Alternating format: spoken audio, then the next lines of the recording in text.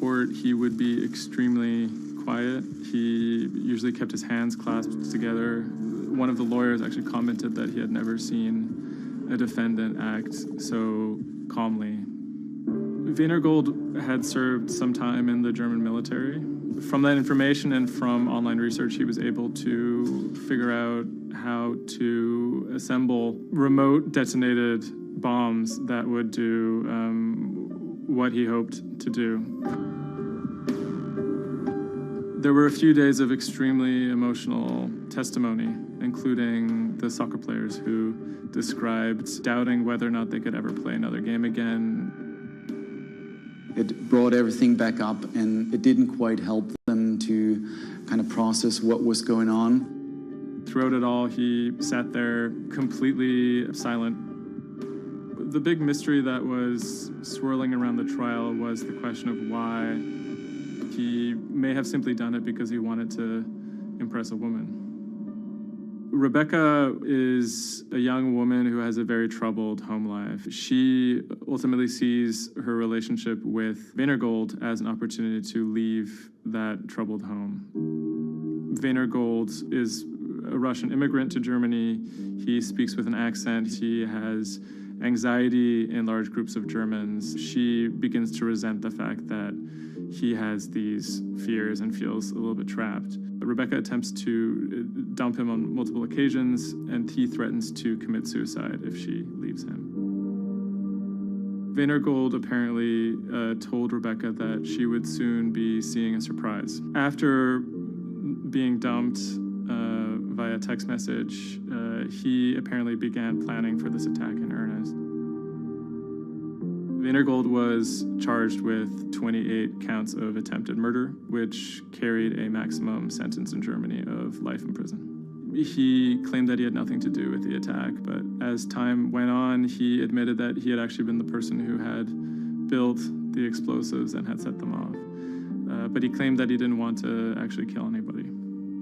Ultimately, Wienergold didn't receive the harshest possible sentence. He was given 14 years in prison, but it's still a considerable amount in jail in Germany.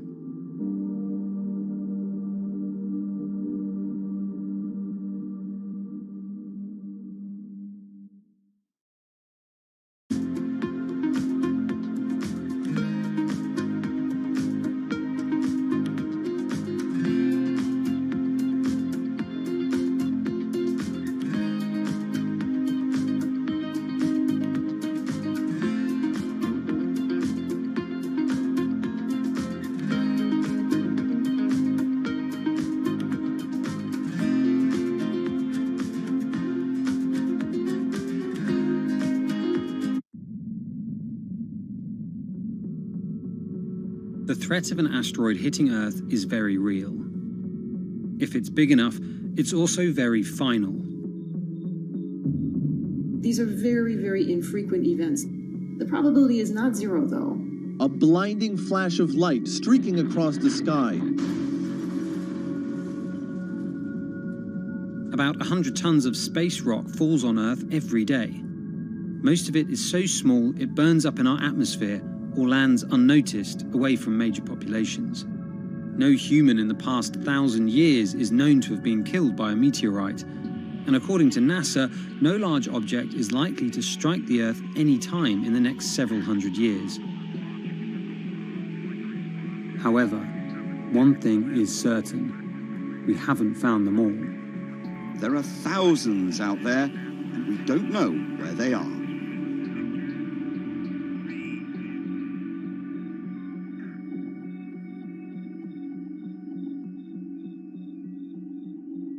There are a lot of asteroids in our solar system. They number in the billions. Scientists all over the world are working toward detecting and deflecting the most catastrophic of natural disasters. The race is on to find as many of these objects as we can. We have a way of calculating whether or not an asteroid is potentially dangerous or not. I mean, I think it's something worth investing in. It's our existence at stake, right?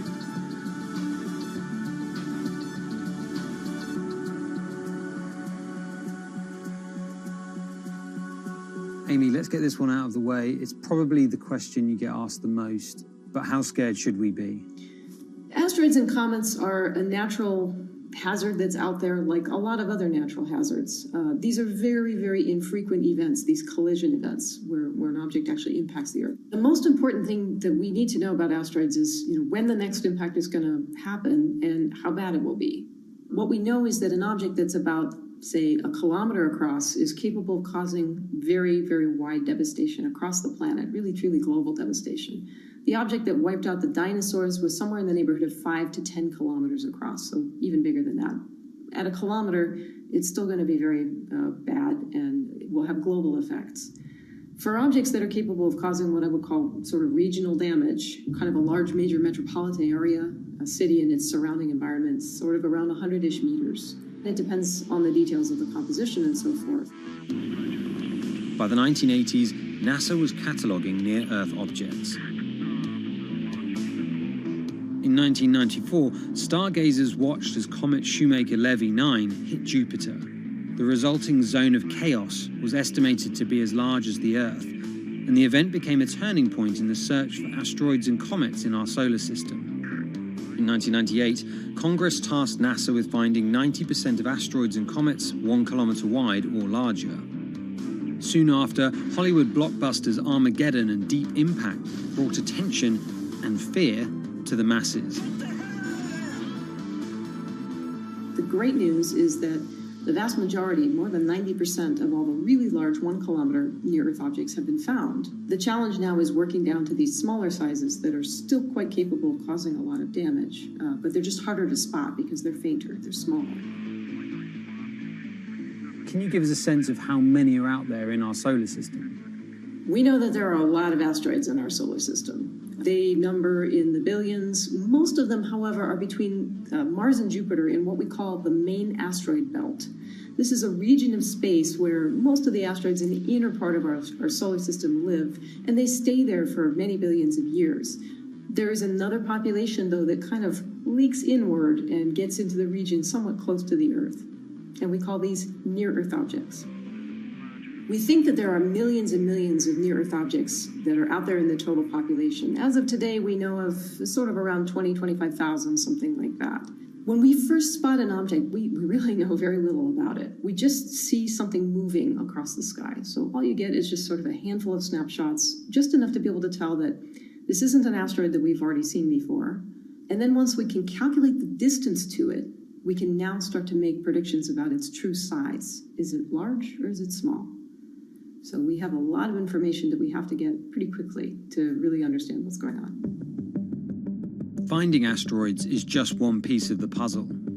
Planetary scientists are extremely skilled in determining the orbits and speeds of asteroids based on relatively small amounts of data.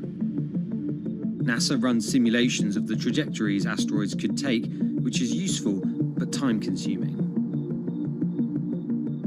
A team of scientists in the Netherlands have found a way that could buy us more time. Our method is very quick. So you can very quickly get an assessment of whether or not the object is dangerous or not. If you look at the classical way of determining the danger of an asteroid, it may take days of computing time on very big machines to determine this hazardousness. The current problem is that there's just too many asteroids out there to spend a huge amount of computational power on all of them. So the neural network allows us to focus on what really could go and pose a hazard to Earth. A neural network is a computing system that mimics the way the human brain operates to find underlying relationships in a set of data. By training the network in this way, you train it in recognizing those objects that are most likely to hit the planet. And once it's trained, you can apply this network to all the unknown asteroids. And then you can make a selection and saying, hey, these are the ones which appear to be having orbits similar to the ones which we know are hitting the planet. That doesn't mean that they do, but it only means that they look very similar to the ones we know they do. What else did you find? Should we be particularly concerned about anything? One thing that we did find is that our neural network was able to go and identify a handful of asteroids which weren't considered potentially hazardous, that when we went and integrated them forward in time, they came quite close to Earth. We find a handful which were not detected before or not considered being dangerous before, and we think they are potentially dangerous. It's very hard to simulate kind of going forward in time an asteroid that's going to hit Earth because, well, the Earth is really small and space is really big. And then you have to have very exact parameters to shoot an asteroid that goes and hits exactly Earth. And then Simon had the ingenious idea of not even trying to do that and just launching the asteroids from Earth's surface and integrating backwards in time. It's very hard to make it hit. So you need a lot of calculations which all end up in nothing. And the idea was then like, well, let's not do that. This is basically what NASA is doing. NASA is taking an asteroid, making multiple copies of them, shooting them all forwards in time, calculating their orbits, and then see what fraction sort of gets close to Earth. Not even hitting Earth, but getting close to Earth. And that they call it a potential impactor. So you calculate the solar system forwards in time for, let's say, 1,000 years. And then you launch asteroids from the surface as if they, if you go forwards in time, would fall on the surface. You calculate them backwards to today, and then you get your orbital parameters of today's asteroids, which you know will land on the planet. And those you can use as known impactors and compare with all the other asteroids in the solar system. Can simulations and AI, can those things fill in the gaps where perhaps telescopes and other imaging tools can't? Absolutely. Since the observations get more complex, the physics gets more complex. And if the physics get more complex, the mathematics becomes more complex. And at some point, you can't solve your problems analytically anymore. And then this is where the computer comes in. Now we have this trained neural network. We have a way of calculating in a fraction of a second whether or not an asteroid is potentially dangerous or not, and therefore deserves more attention or more time to spend on for really finding out if it is dangerous. When it comes to hunting asteroids, time is critical. What we can do about a potentially hazardous object depends a great deal on what we know about it and how much time we have before the encounter. We'd really like to find them when they're decades away, because the more time you have, the more options you have, and the less energy it takes to move an object aside. It also means we might not have to resort to launching a nuclear warhead at an asteroid. Until recently, pretty much our only choice. That's an option of last resort, in my opinion, yes. We have lots of options available. You can just simply bump into the object and just nudge it out of the way. That's one possibility, and that's kind of, in a way, sort of the simplest thing to think about, just nudging it off its path a little bit with, a massive object, a spacecraft, let's say. It's just kind of like bowling, if you will. If you have a long time or a long stretch of runway in the lane, just a very small twist on the bowling ball will make a big change in where it ultimately ends up. Another option would be something where you take a very big, massive spacecraft and you park it next to the object and you use the force of gravity as a towing rig. That takes longer, though, and you need to be able to send a pretty massive spacecraft, and it obviously depends a lot on how big the asteroid is. Other options start to get more and more complicated, and they range from painting one side of the object a white color and painting the other side dark, and then letting the pressure of light sort of perturb its orbit. In a departure from the lab and computer simulations, NASA has real plans to rehearse kinetic impact deflection. In 2021, the agency will launch DART, the Double Asteroid Redirection Test mission, which will intercept a 160-meter asteroid in 2022. Better to practice now before we have to deal with an actual threat. In the meantime, discovering asteroids is our best bet. Thousands of scientists and amateur astronomers around the world make up an informal network that survey the heavens. But that may not be enough. NASA wants more resources to map our solar system and better technology. We need to ramp up our network of sensors, and also we need to just continue to strengthen our network of international observers so that we can get follow-up, because we find these objects when they're distributed all over the night sky. Once we get more observations, we get better data, we can make better predictions. If you look at the big impactors we have had in the last, let's say, 20 years, or maybe 30 years, or 50 years, most of them we haven't seen coming. So the real danger, I think, comes from the objects we don't know about, and not from the objects we do know about. This particular natural disaster, like a lot of natural disasters and like climate change, is a problem of the global commons. So the thing that we risk collectively is that it sort of then becomes nobody's problem, and nobody takes ownership over it. The asteroids are all over the sky. They just truly cross boundaries and borders with a second's notice. I kind of imagine in the future, maybe lots of small satellites around the Earth that are always going and looking outward. I mean, I think it's something worth investing in. It's our existence at stake, right?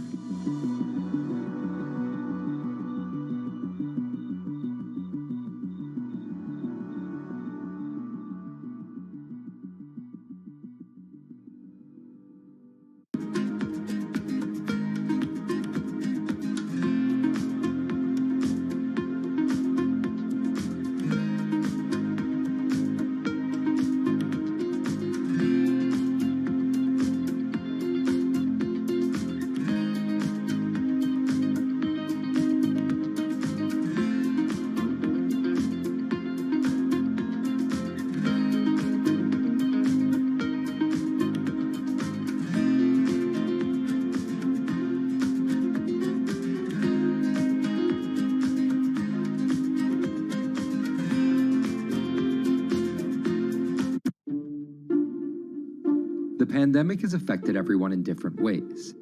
Some pass the time by baking. Homemade sourdough bread. Do I need to say more? Some chose to binge watch Netflix. It's your game. Or maybe you started a garden oasis in your backyard. Next, I'm going to put my lettuces in. But for millions of others, I'm going to be posting stocks that will boom. They wanted to uproot the financial industry. Let's just lock it on up and take $15,000. Here's a stock that can change your life. I see a stock going up and I buy it and I just watch it until it stops going up and then I sell it. I have gained over $3 million. I want some free money. I don't think you can overstate the online communities or social media's influence on financial markets. A large group of inexperienced investors who discuss their plans on social media platform Reddit have shaken up the stock market in a big way. The stock that everybody's talking about right now is GameStop. Video game retailer GameStop is set to continue their head-spinning ascent today. The revolutionaries on Reddit are spanking Wall Street's ass. The more these stocks go up, the more the big guys are getting creamed and losing billions of dollars. This isn't a wealthy person's game anymore. Anyone can play it. I took up a little bit of a new hobby, and I am interested in day trading. As an investor nowadays, you don't have to look a specific way. You don't have to wear specific clothes. You don't have to be doing it from a trading floor on Wall Street in like a high-rise building in downtown Manhattan. The narrative of what's driving the markets is no longer being held in secret offices in New York and Boston of privileged people talking to other privileged people. It's right out in the open. It's on Twitter, it's on Reddit. From brokerage apps to Discord channels and subreddits to TikTok finfluencers, one of the last holdouts in the world of disruption, finance is next in line.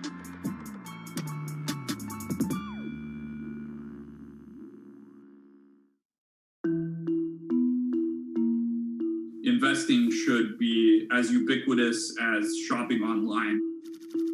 That's Vlad Tenev, the CEO of Robinhood, the online brokerage app, talking about how he wants his app to disrupt the world of stock trading like Amazon disrupted the world of home shopping. And I think that speaks to exactly the mission that a platform like Robinhood has, which is to democratize investing. Robinhood was started in 2013 by Vlad Tenev and Baiju Bhatt in, where else, Silicon Valley, as an alternative to the big brokerages, but with one big difference. As they were building the social network around finances for people, they realized that there was a gap in the market and that free trading could become something that they could bring to the markets, they could disrupt the industry.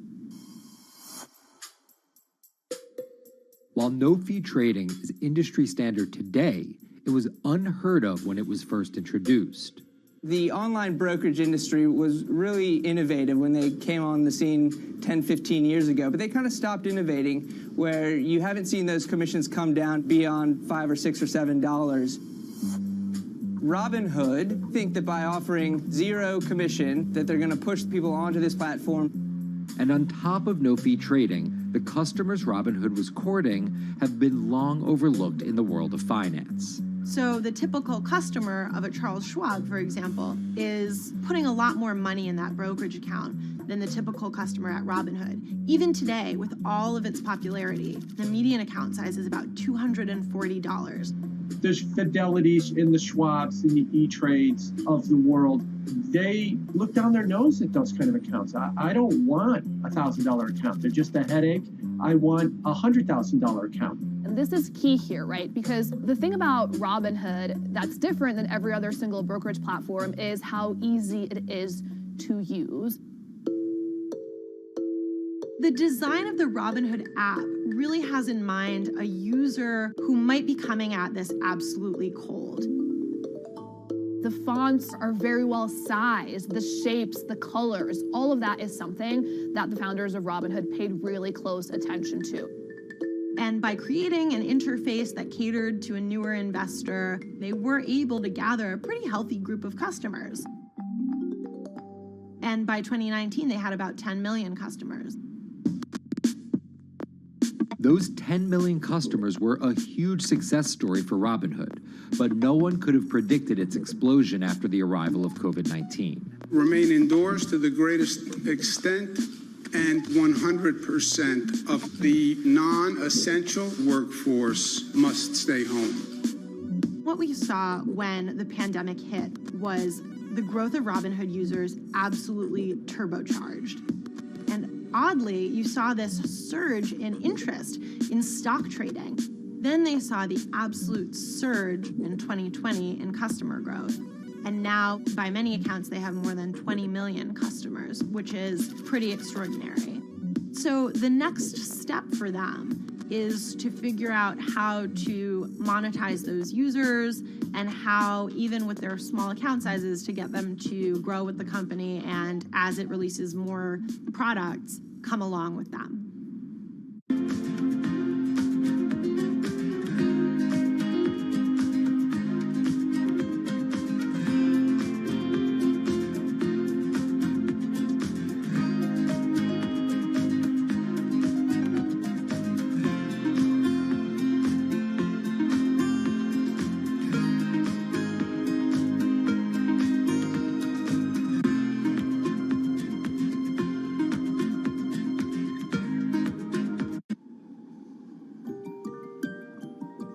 Robinhood would become one of the COVID economy's breakout successes. Robinhood traders, as they're called, became the shorthand explanation for the frenzy of often speculative retail investing after the pandemic lockdowns.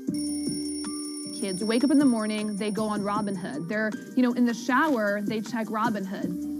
Kids are learning how the stock market works at 18 while they're at school, checking their phones in between classes because notifications pop up telling them what their stocks are doing that day.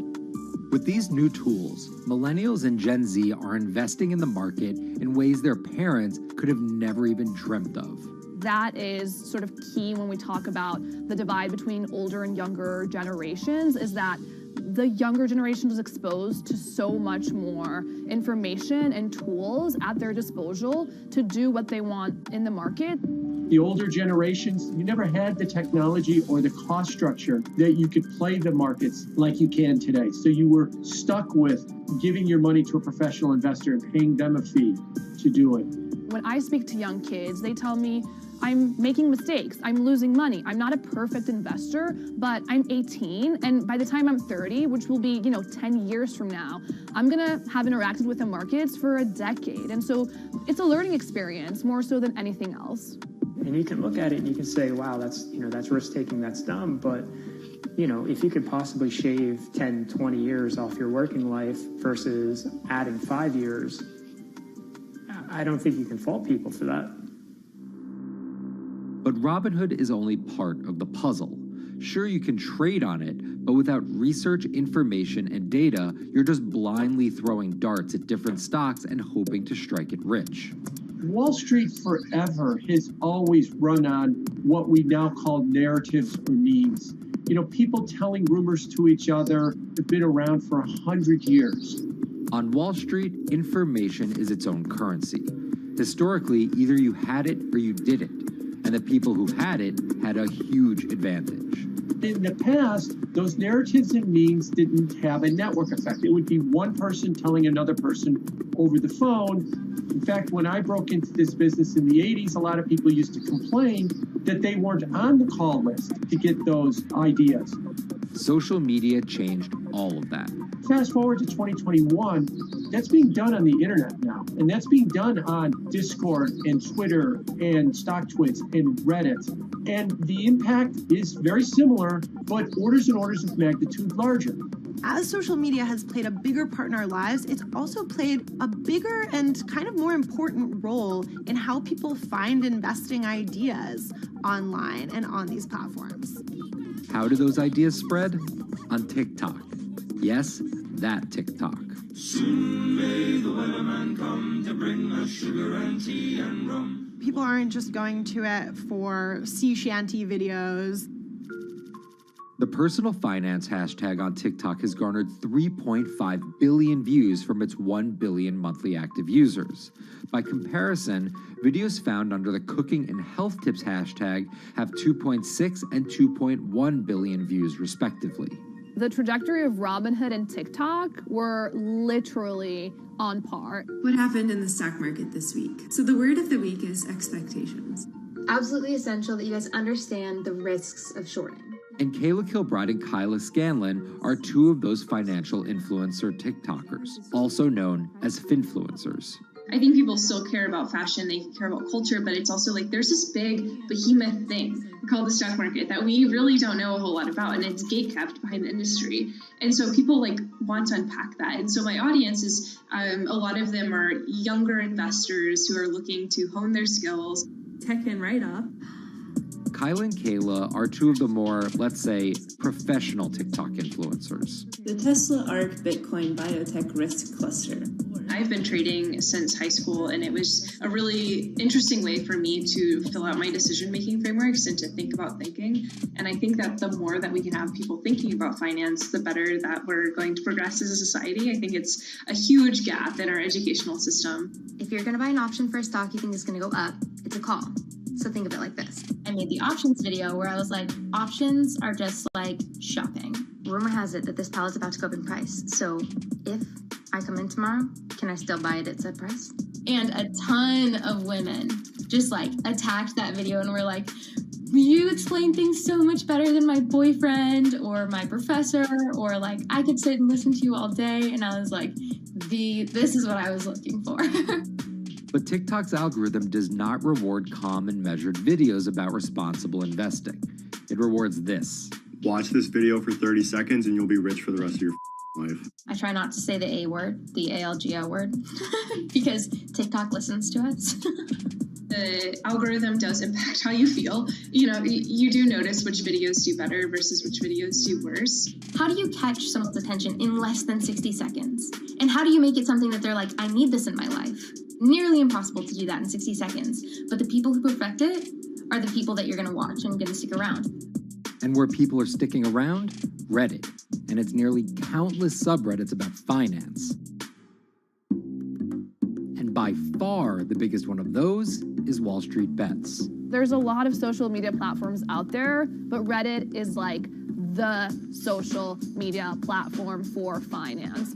Places like Wall Street Bets is where it all goes down. Started in January 2012, it wasn't long before Wall Street Bets adopted a 4chan-like etiquette, leading to their tagline, like 4chan found a Bloomberg terminal. We had all these unexplained stock moves, and we would be grasping for why stock XYZ jumped 20% in a day. And you would look at Wall Street Bets, and you would see people there talking about buying options in that stock, and it sort of, squared the circle, so to speak, and started making sense. And it was at that point that it was like, wow, we have to start paying attention to this.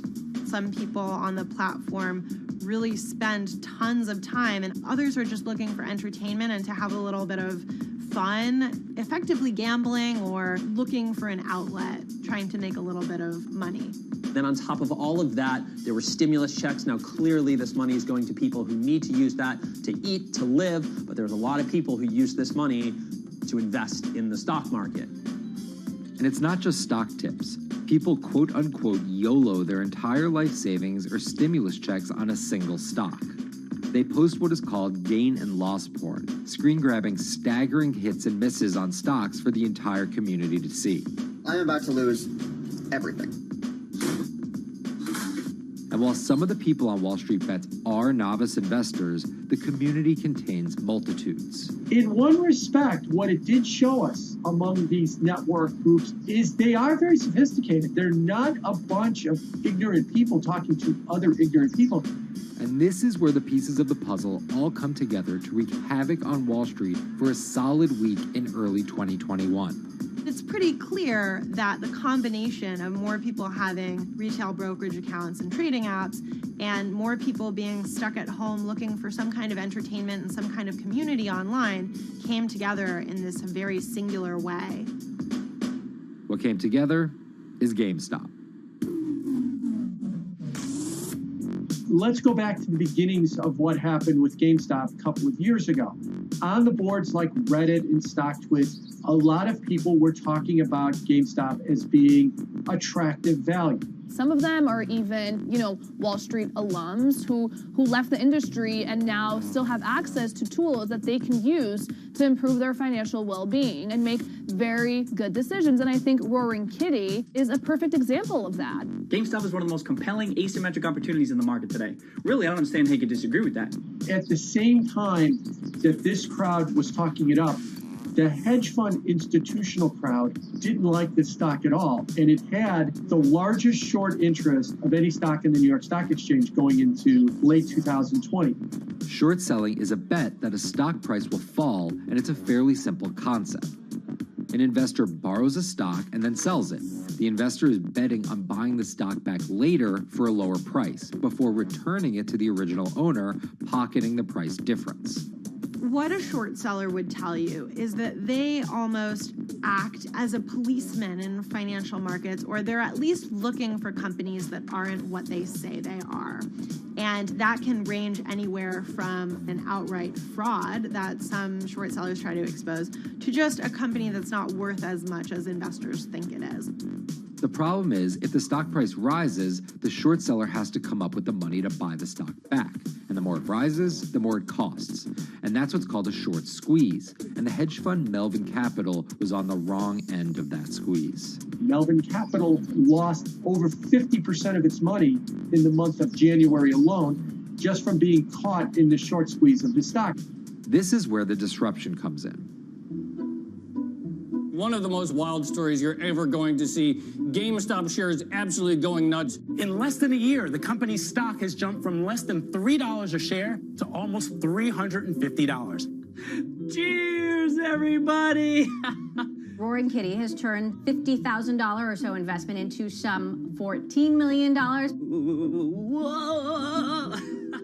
Investors all over social media use the free trading app Robinhood to wreak havoc on Wall Street. They're actually piling on into some of these stocks to really hurt the professional short sellers. And they all used Reddit, Twitter, TikTok, and Discord to tell one another to keep buying and, quote, hold the line and not sell GameStop. People are getting cheerleaded for jumping in, buying at the highs. They're saying, keep going. And it was working too, until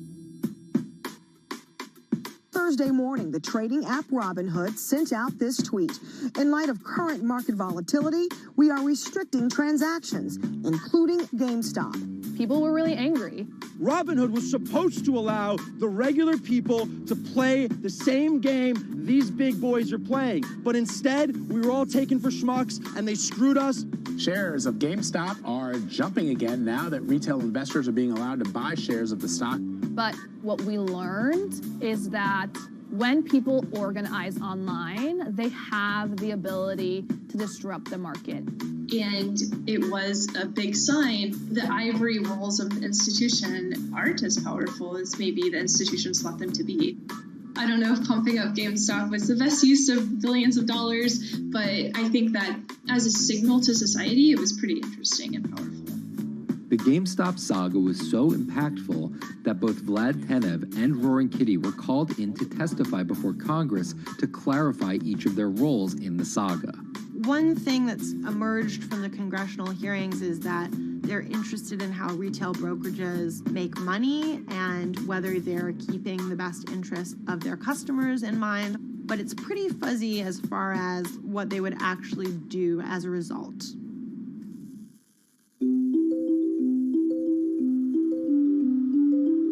While the frenzy around GameStop eventually subsided, it didn't take long for retail investors to find other areas to invest their money. Take a look at Bitcoin going bananas over the weekend. Bitcoin forms a brand new all-time high. It was after GameStop started to drop that we saw Bitcoin really go up to over 60,000. How much further does this rally have to run? It's compelling to say that money shifted from one venue to the other. While correlation doesn't equal causation, there's a chart out there showing an inverse correlation on meme stocks going down and cryptocurrencies going up. There's definitely an aspect where people are making money on stocks and then moving, they're agnostic, they're not hedge funds. They can invest wherever the hell they want. It's a classic sort of momentum trade. They're going to wherever the winners are and they're willing to jump on and, ride it. So whether it's meme stocks like GameStop, meme coins like Dogecoin, or entirely new ways to invest in art like NFTs, the new kind of retail investor is making its presence known. Over the next 10, maybe 15 years, you're going to continue to see, whether by choice or by force, that baton go from older generations to younger generations. I don't think any single app is going to be the thing that disrupts. I think people are the disruptors. How people get ideas about what to invest in has become increasingly entwined with social media. And as social media companies govern more and more of our lives, the fact that now they're tied in more intimately to people's wallets is something that we might want to understand better. Usually what disruption, I think, means is technology comes in, whether it's blogs to the newspapers or online retailing to brick and mortar.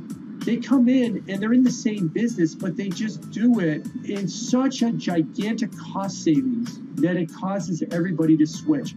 Well, that's the risk that happens here, is that it's so much cheaper to just manage your own money. We're not there yet, but costs and conveniences are moving in that direction. So I'd say, Wall Street, you haven't been disrupted yet, but you could be in the coming years, and that the final chapter on this story hasn't been written.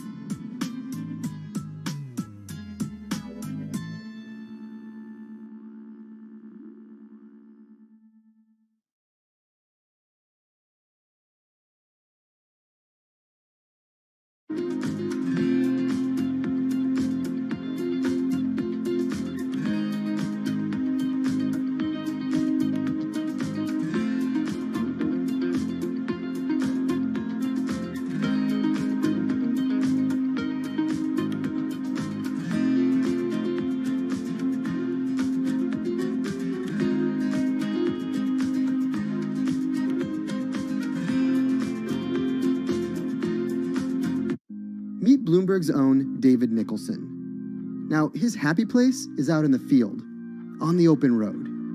But like the rest of the world lately, he's been working from home a lot more than he's used to. COVID-19 has prompted a massive urban exodus as professionals of every ilk yearn for more space to live and work. As a result, rural areas have exploded, and they're poised to experience a resurgence as more and more families pack up and leave the big city to try out life in the burbs. But there's one problem with that. Not all internet speeds are created equal. Anyone who might need to upload or download large files for a living may not want to pack up and move to that cabin in the woods just yet. Now, David's house isn't a cabin, but it is in the woods, and inexplicably, his internet is workable. My internet is okay. I pay a lot for it. It's around $140 a month.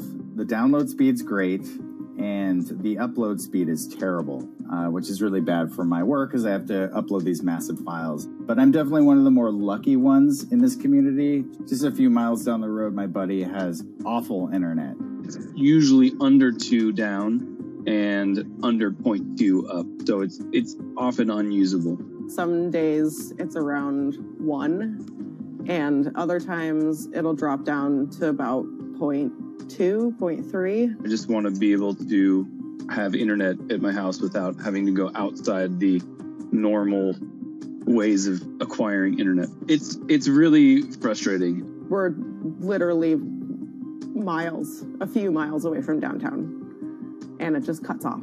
This is a problem, and the solutions are not there yet, because getting high-speed internet in rural areas en masse is something our providers may simply not be ready for.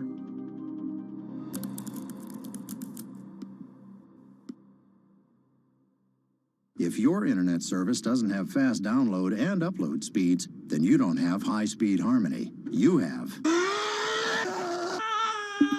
Americans on average pay about $70 a month for internet at home. But in rural areas, it could cost a lot more for a lot less service.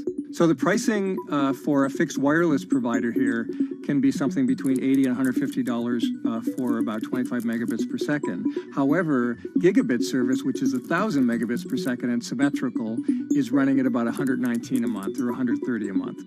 That's John Paul. He co-owns Spiral Fiber, an internet service provider here in Nevada County, California. And for the past 10 years, he's been trying to bring an affordable fiber optic network to town. It all started when he applied to be part of the pilot program for Google's fiber service. Across the country, civic boosters have been going to extremes, chanting, singing, and marching, trying to get the search engine giant to look at their town. The internet these days is crucial to be in the world, to be a part of the world, and to be connected to your community. Google ultimately went with Kansas City, Missouri, which left Paul on a mission to get funding to lay out fiber optic networks for gigabit service. Over the next several years, he would attend conferences and pitch venture capitalists and apply for grants to make his vision come to life. One of the biggest roadblocks to building infrastructure for the internet here in the United States are the existing large providers. They have their land staked out. They would prefer that nobody come in and compete against them. In 2013, we applied for a grant. We went down and met with the commissioners at the California Public Utilities Commission. It was an arduous process to get funded, but we finally did against all odds. We got a $16 million grant, and then we went out to seek venture capital. Then, in March of 2020, the pandemic hit the world. Everybody got locked down, and everybody came home, and everybody started using the internet. And I remember seeing on one of the local fixed wireless providers' websites, they've said, hey, we know you're all staying home, but please don't use too much video, and please don't use too much bandwidth. And I thought, that doesn't work. The U.S. connectivity gap is far greater compared to countries that are considered its peers economically. Some developing nations actually have better internet than rural America, like in Kenya, which has a state-of-the-art fiber optic network fed in from their coastline. The American connectivity gap does largely affect rural areas that are either outside of service coverage or simply prohibitively expensive. This is Rebecca. She and her family moved to Nevada County just a couple miles down the road from David. They took for granted that high-speed internet would just exist in the area, and it's not something they even bothered to check on before buying their house. Turns out, all they got was dial-up. We wanted to move where we had a little more space, room for the kids to run around, just be out in the mountains a little bit more. Having come from a bigger city area where Wi-Fi is pretty readily available, we hadn't really considered that in our purchasing of the house, whether that would be an option or not. When school started, and now that we are remote learning with our children and we're doing everything from home, we didn't have the option to do that at our house. So every day when school would start, we'd have to pack the kids up and we'd go to my in-laws' home. They have a little cabin up in this area that does have Wi-Fi already. Rebecca's situation is the norm in rural America. According to data from the Federal Communications Commission, just 4% of urban Americans lack access to broadband internet. That's compared to almost 40% of people who live in rural areas. But while that was the case, there were also racial and socioeconomic divides in terms of who had that access. In addition to that geographic difference, low-income African American students, Latino students, and first-generation college students were more likely than others to have only one device at home that's shared among multiple siblings and or lack access to that actual connection. For most American towns, there's also a lack of competition, forcing internet prices up. And large providers like AT&T and Comcast aren't incentivized to expand service to these rural communities. This is how Xfinity makes life simple, easy, awesome. So in our area, we have a small imprint of Comcast, but they're not going to go out to the more rural areas. It's just not cost effective for them to do it as a large company. In order to lay fiber cable, you're actually physically digging trenches into the ground. And for internet service providers, they're primarily focused on maximizing their profits. And so the fewer customers you have, in any square mile and the more fiber you have to lay, that's just kind of harder to pencil out from a purely economic standpoint. AT&T released a statement on the matter, expressing the need and desire for government assistance to fund fiber optic expansion to areas deemed unprofitable. Comcast released a similar statement encouraging more public-private collaboration on this effort. Federal agencies do offer grants to help communities build broadband networks, but many have argued that there's not enough flexibility on how to use these funds. The COVID-19 relief package passed by Congress in March and signed by President Donald Trump awarded $43.3 million to 51 projects on the East Coast alone. But it also stipulated that these projects needed to be up and running by December 30th.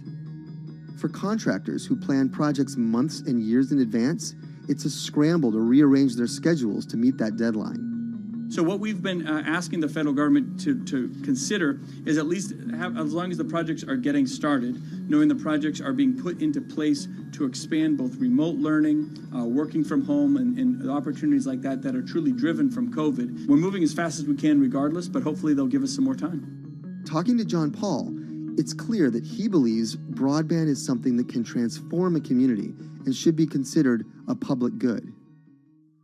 One of the first communities to come on in the United States with full-on gigabit service was Chattanooga, Tennessee. Now, they're a bigger city, but they're a city that was economically in a downturn. In the last 15 years, the city of Chattanooga has turned around in an amazing way. It's a nexus for young people to move to. It's a place where technology happens. It's not just about logging on to Zoom, to connect with your colleagues who might be in New York City. It's also your ability as a small business, operating in the town of Nevada City or wherever it may be to, quickly upload your payroll documents or something onto the cloud, or to quickly, swipe a customer's credit card. There's just some really basic business functions and mechanics that I think people in big cities really take for granted, and that are just going to be a much bigger challenge for small business owners in rural areas.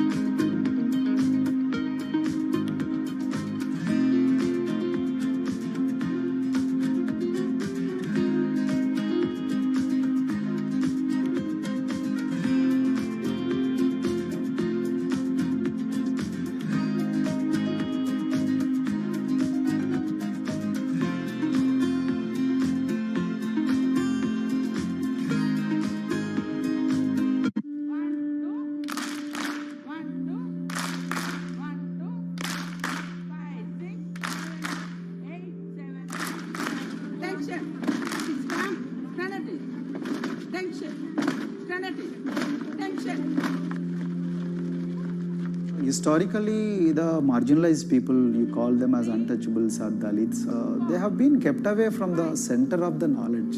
Once you are born into a caste, it is very difficult for you to grow beyond that. You are stuck in that identity.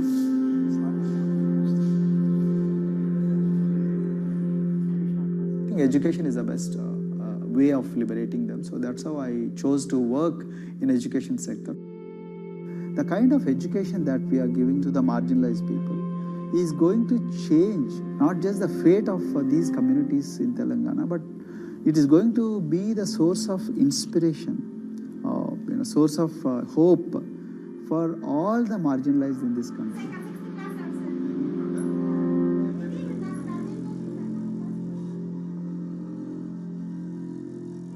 Greatest blight in India is the system of caste. For generations of Indians, the social code known as the caste system has defined how people earn a living and whom they marry. Although outlawed 7 decades ago, castes remain a significant factor in deciding everything, from family ties and cultural traditions to educational and economic opportunities. Dalits, people who are on the lowest rung of the caste system, constitute almost 1/5 of India's population of 1.3 billion. Not able to afford the high tuition of private schools, many are forced to attend government-funded institutions, which in the past have suffered from poor infrastructure, lower education standards, and high student-to-teacher ratios. But Dr. Praveen Kumar is trying to change that.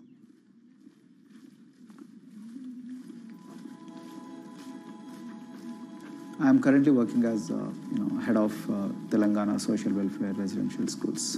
So totally above 400 schools I manage. These are all residential schools for the students who are historically marginalized but talented and then poor. My friend also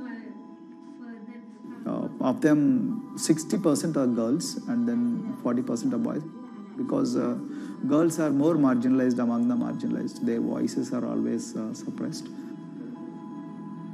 My approach to improve the conditions in the schools has been put your eyes and ears on the ground always. Talk to the parents, talk to the teachers, talk to the students, stay in the schools and then understand their problems, their challenges, both in classrooms and then the corridors and the dorms. Then go to the dining halls and see what kind of food they are eating, and then go to their homes and then what kind of food they are getting and what kind of challenges the parents have. Very good. 9th class. One of the important changes that I brought in after I took over was to complete the transformation of mother tongue to English medium, because English medium, as I said, English is the language of emancipation. A language that connects you to the whole body of knowledge in the world. So we had to train a lot of teachers. Refer to the dictionary also, okay, and find out the new meanings. As well as describe about. Hey, Ruchita, how are you? Hi, Sindhu. Fine, thank you. And how about you? I'm fine too. It's been a long time. Identity is extremely important. There is a scientific evidence to prove that your sense of identity is extremely crucial to your growth as a successful human being in your life. If you accept an identity which is very humiliating, which reminds you of very painful past, I think that identity will not help you to grow. I'm not saying that you should forget your past. I'm not saying that, but that should not be the bubble in which you must live always.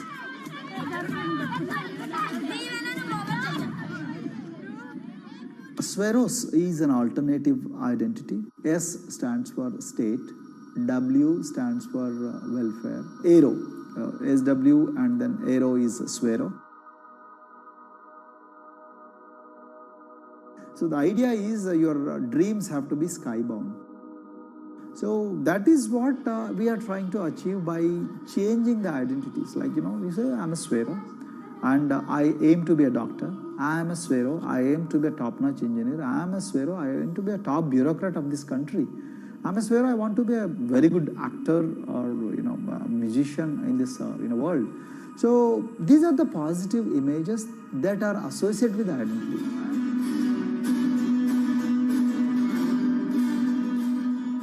Just to give an example to you, in 2012, in our institution, we used to produce about 6 doctors per year. But because of our, this self-liberating ideology of Sveroism, we have, this year, we have produced about 189 doctors. This is phenomenal for any poorest of the poor people. You know how difficult it is to get into medical colleges in this country. So, but today, because of this ideology, the students have been able to achieve this, feat. Pujita has been a farm laborer, and her parents themselves are agricultural laborers. And then this girl used to sell vegetables, but thanks to the residential education institutions, She came to the Gaulido campus and then she toiled very hard for 1 year despite many problems. And today I'm so happy to share with you that she has joined one of the prestigious medical colleges in the state of Telangana, Usmania Medical College, and then in future she hopes to be a gynecologist. So this is the journey our children are hoping for. Similarly, the Mount Everest expedition. At Mount Everest expedition, we are very fortunate enough to place the youngest ever female in the history of this world on the peak of Mount Everest. How did this happen? It's all because of an ideology that helps you to liberate yourself.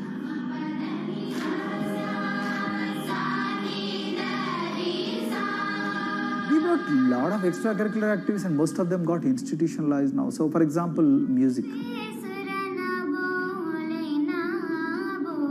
Similarly, the games. We have so many coaching academy. We have boxing academy, we have wrestling academy, we have handball academy. So we have, kabaddi, the traditional Indian sport. We have golf. We have introduced the golf also. Like golf is generally played by so-called rich people, but today even poorest of the poor people also are being trained in golf in our schools. Wow. So our intention has been to give all 360 degrees, type of opportunities to the students, so that whoever is interested in whatever activity, they can go and then do it. Break the barriers, break the fence, at least mentally, because poor people have been programmed to be victims, programmed to be subjugated, programmed to be on the margins, always, programmed to feel inferior. We wanted to change on that. There are certain games which are exclusive to rich people. There are certain languages which are exclusive to middle class and upper middle class in this country. To put it in one word, the sole aim of introducing all these co-curricular activities is to break the stereotypes which are recklessly imposed on these people. They're stereotypes Dr. Kumar knows all too well. Born a Dalit, his grandparents were labourers and access to the village well was restricted. Dr. Kumar credits his parents' belief in the power of education with helping him realise his aspirations. He went on to join the Indian Police Service, attended Harvard University, and then began pursuing educational reforms back home. I attribute whatever I am today, it's to my mother primarily. They educated me in the village, although there were no good schools. So then I stayed in social welfare hostels, the hostels which are managed by government for the poorest of the poor kids. I passed with reasonably good grades. Then I went to university and then I faced worst form of discrimination in the universities. Like there were, in those days I'm talking about, so the bathrooms and the toilets were exclusively meant for scheduled castes and scheduled tribes. We used to fight discrimination on one hand and then again, try to excel in academics, day in and day out. So that's how I came to education, because I deeply believe that education is the only important weapon that can really, place the poorest of the poor people from a very victimhood orbit to a prosperous orbit. I think in future, this is going to be a game changer for the marginalized in this country.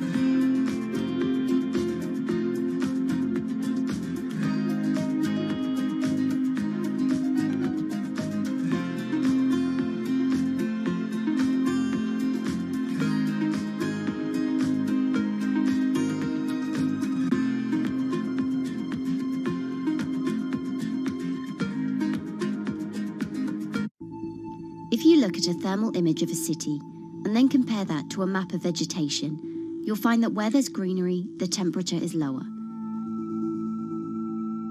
That's because things like asphalt, concrete, and shingled roofs absorb more heat from the sun than trees.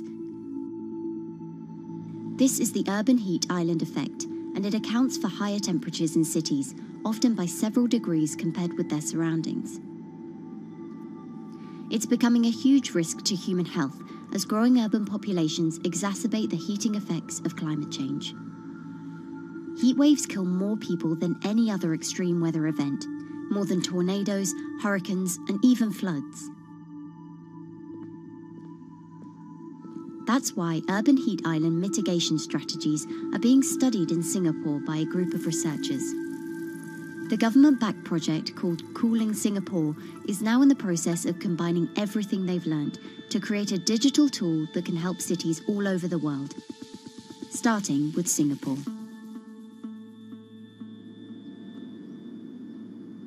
In Singapore, close to the equator, temperatures regularly rise above 32 degrees Celsius or 90 degrees Fahrenheit. And the city structures only make it worse. And that is also the case for Singapore, which is basically a concrete jungle, more urbanized, more developed city. And even in Singapore, what you have is a situation whereby there's a temperature difference of 7 degrees Celsius between the more urbanized and the more rural areas. The government has taken drastic steps to keep temperatures down. This is Gardens by the Bay, an award-winning park. And inside this greenhouse is a pleasant 24 degrees. That's because the dome, along with 24 nearby towers full of thousands of people, is chilled by what's probably the world's largest underground district cooling system. It uses a large central plant that cools water and then pipes it into banks, residential towers, an exhibition centre, shopping malls, and the city's iconic Marina Bay Sands hotel and casino complex. So one of the biggest perks of using this system for the buildings is that they can save 40% in terms of electricity usage compared to your traditional air conditioners. And with Singapore relying on natural gas for most of its power, this new system means emission savings equivalent to removing 10,000 cars from the city's roads. That has big implications for the rest of the world. If things stay as they are, more than a third of the world's electricity could end up being used to cool buildings and vehicles by 2050. As the world gets hotter, gets warmer, there is a greater need for air conditioning and as well as refrigerators, for instance. And the more people are buying these household appliances, the more energy usage they use, and they release heat more, and that then exacerbates climate change. It's a vicious circle. And so since 2017, researchers at Cooling Singapore have been identifying design solutions that reduce our need for so much cool air in the first place. One thing many cities have in common, and that's the importance of vegetation. That's a very important measure to mitigate the urban heat because of the shading effect, of course, and the psychological effects of the vegetation, and also because of the possible evaporative cooling effect of the vegetation. Vegetation can be, of course, on the ground floor in form of trees and shrubs, and you can walk under them. This is the so-called canopy layer that the vegetation forms above us. But vegetation can also go up the facades of buildings, and it can go to the roof of the buildings. Luckily, Singapore has been striving for the garden city feel for quite some time.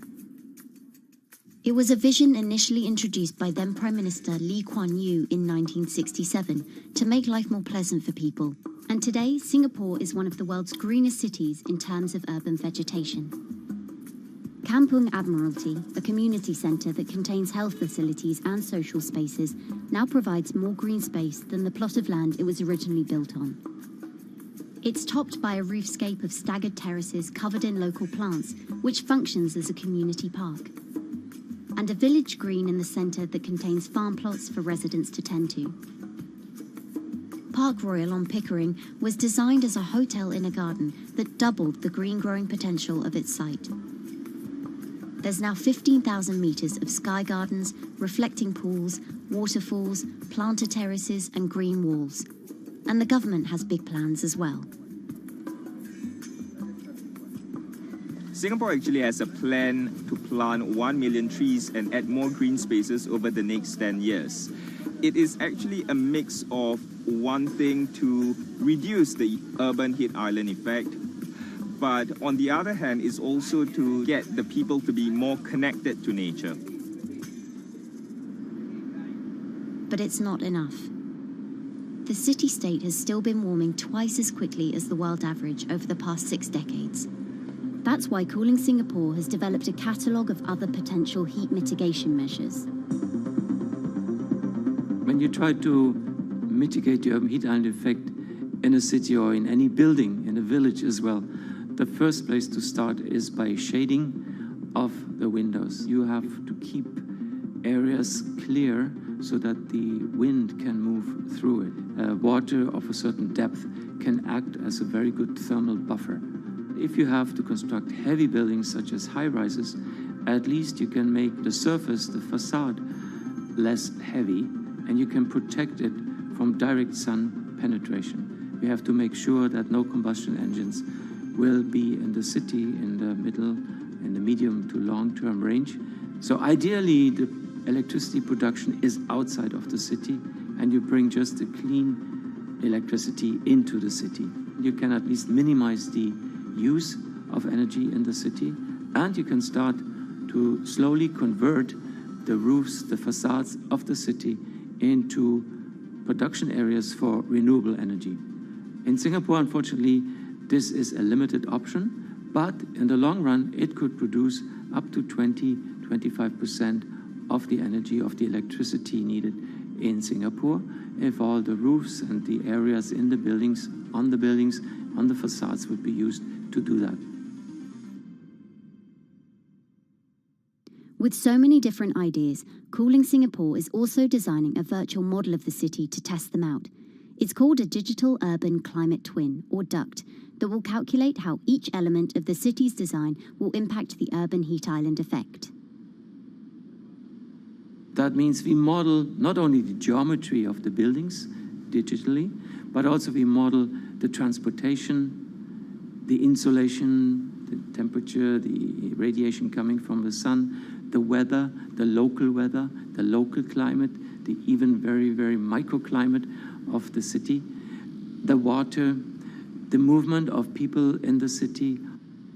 We can invent scenarios, we can design scenarios, test them before we actually build them, and if they test very well and we are sure that they will function, then we can start to build them and put them into reality.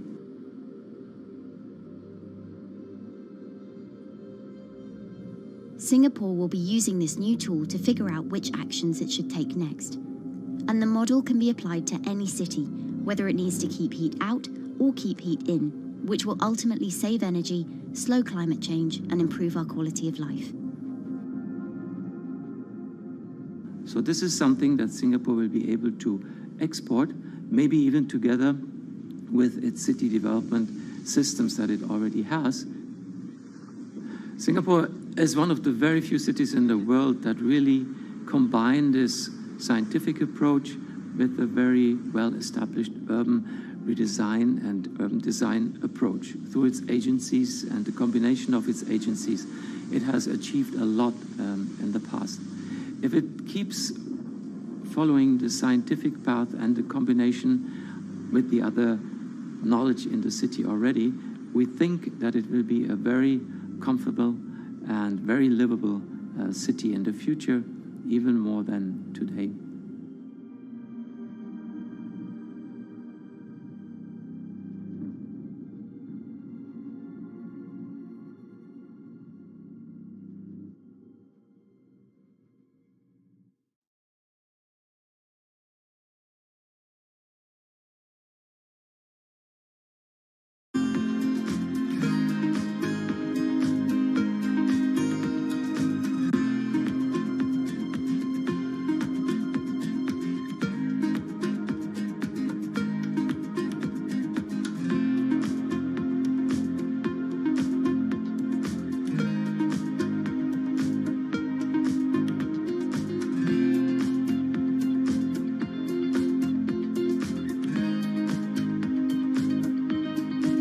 Times are tough. Jobs are scarce. It's risky to be outside and around others. Seems like there's very few ways to make extra money during a pandemic. So I guess I'll just hunker down and binge social media until this all blows over. Wait, don't these people make money? How do these people make money?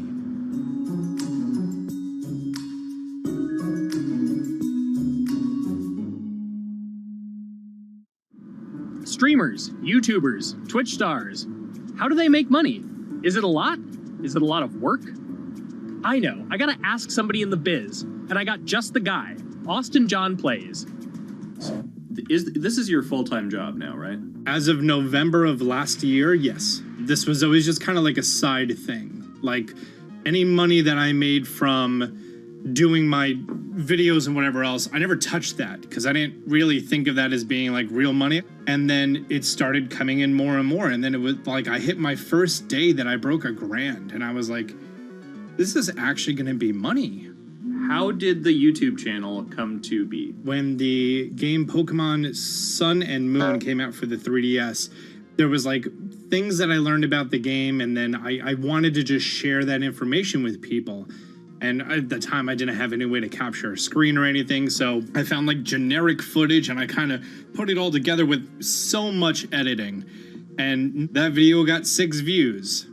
And then 2 days later, I made another one. And that one got 12 views. And then I just started pumping out more and more content, and people were like, this guy knows what he's talking about. It really just started building on top of itself, and then it was like, my channel really focuses on tips and tricks. So I play a straight 18 hours, and I'll finish the game or get to about the 40-hour mark, and then I'll make my first video. While I'm going through, I have a giant notepad and just scribbles everywhere, and I make these notes of like the things that stumped me, so I know the things that may stump other people. What do you need to think about if you're building your YouTube channel? 1, you need to do something that you're passionate about.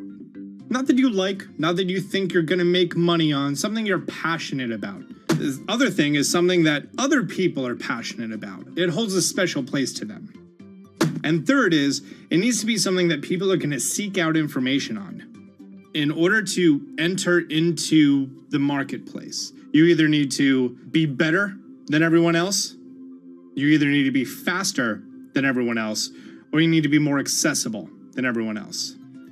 And you can't be more accessible because it's already on the platform. Granted, if you understand how the algorithm works, which is very similar to Google Analytics, then yeah, you can have a little bit of a head start. But if you're not doing it faster, and if you're not doing it better than everyone else, then why should anyone watch your channel? So my income as a YouTuber kind of breaks down to 3 different ways. 1, which is the bulk of it, which is ad revenue. Whenever you go and you watch a video and then there's an ad and then you wait 5 seconds and you hit the bottom right corner and then you go on to the next video, or a non-skippable ad, or the video starts immediately, you get the little banner ad at the bottom, or if you scroll down from the video, the first thing that shows there is an ad. Those are the 4 different types of ads that can appear on every single YouTube video. And all of them pay a certain amount. It varies on lots of things, like the country of the person who posts it, the country of the person who watches it, the time of year, where you are in the quarter, if there's anything going on with a reduction in ad revenue. Like, great example, COVID-19, companies weren't spending as much on advertising. So because of that, CPM went down. CPM stands for click per 1,000. I'm using the Roman numeral for 1,000.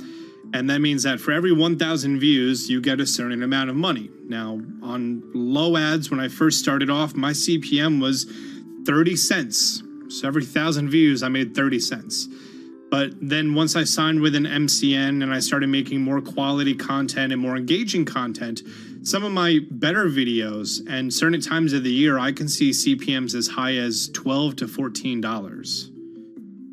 And there's a big fluctuation between, you know, if I post a video when there's no ads being spent, like January and February, that's the reason a lot of your favorite YouTubers and also TV shows don't post new videos in that time of year because ad rates are down. Why are they going to make content then? Instead, you're recording and you're bulking up for when ad revenue is higher. The second way that a YouTuber makes income is support, crowdfunding, things like that.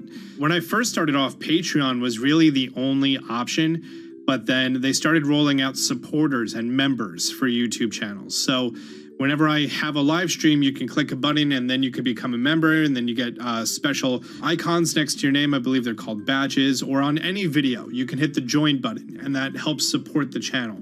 And then the third aspect of that would be merch. And for me, my merch has been somewhat basic. In fact, I'm wearing one of my t-shirts from last year right now. You have to endure the times that your first video gets 6 views, that you post it on Reddit and they say, shut up, and then an auto mod bans you. You have to go through that, because until you go through that and you discover why you're doing it, you're not doing it for other people, you're doing it for yourself. If you're not loving what you do, then it's not worth it. Huh. So make a channel about something that I'm passionate about. Oh, sweet. I guess I can make the channel about that.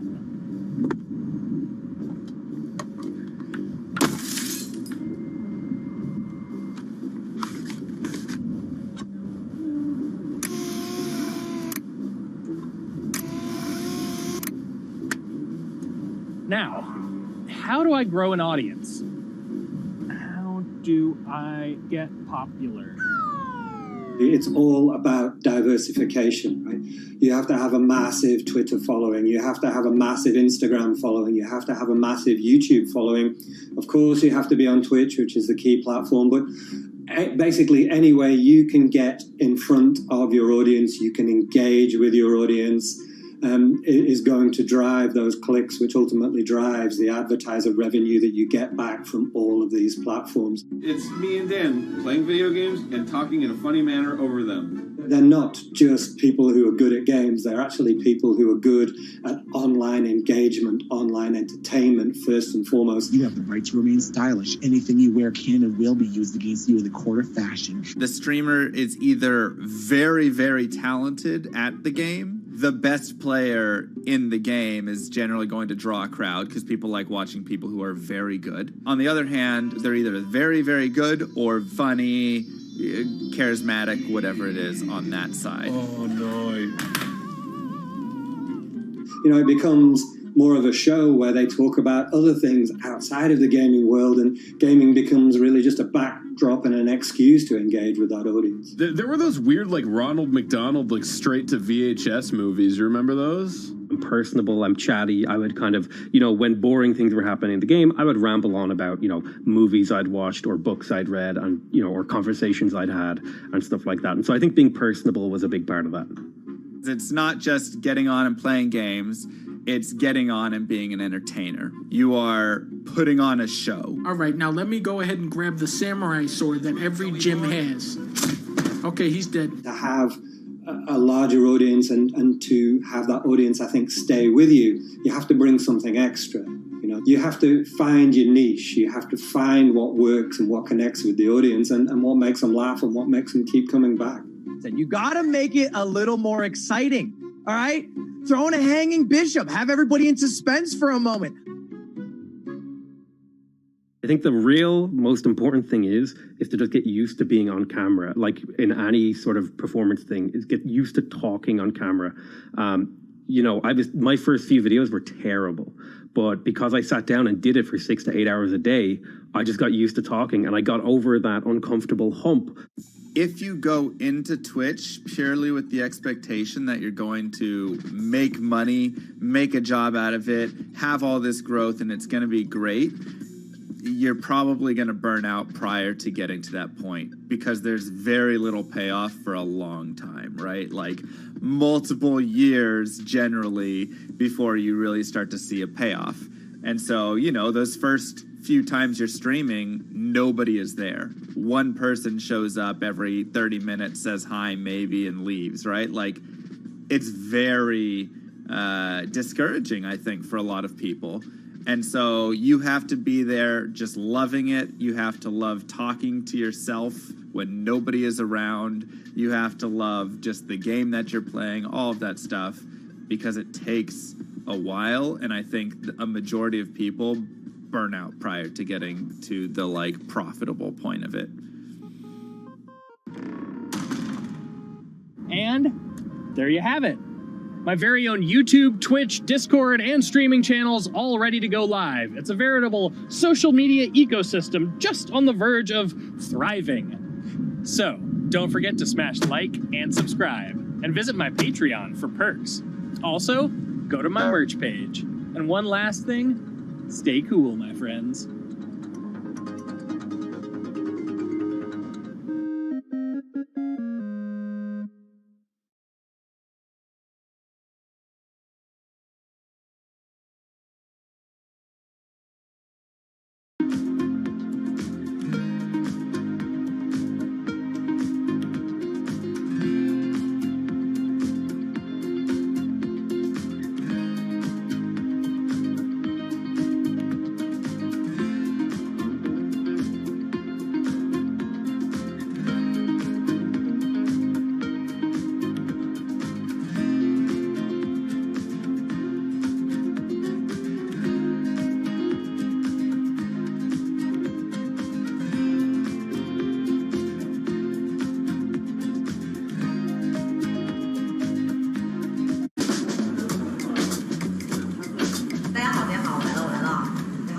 This is live stream shopping, one of the hottest trends in China. Every night, tens of millions of people watch live shows hosted by influencers like Via and buy the products they recommend. On e-commerce and social apps like Taobao and Douyin, the sister app of TikTok. 我觉得已经改变了大家的购物的方式。其实各种各样的产品，哪怕你不买，你也可以来看。当然，你看了，你就有可能会买。It's not about, only shopping. It's about the experience. It's about having fun. You got to see 3D. You got to see in some kind of action. It's almost like a theater act. The internet craze has taken over China. By the end of 2020, the country had almost 400 million live stream shopping users. China's live stream e-commerce market has also grown dramatically, with an estimated value of $161 billion in 2020. It's becoming popular outside China as well. So, is live streaming the future of shopping?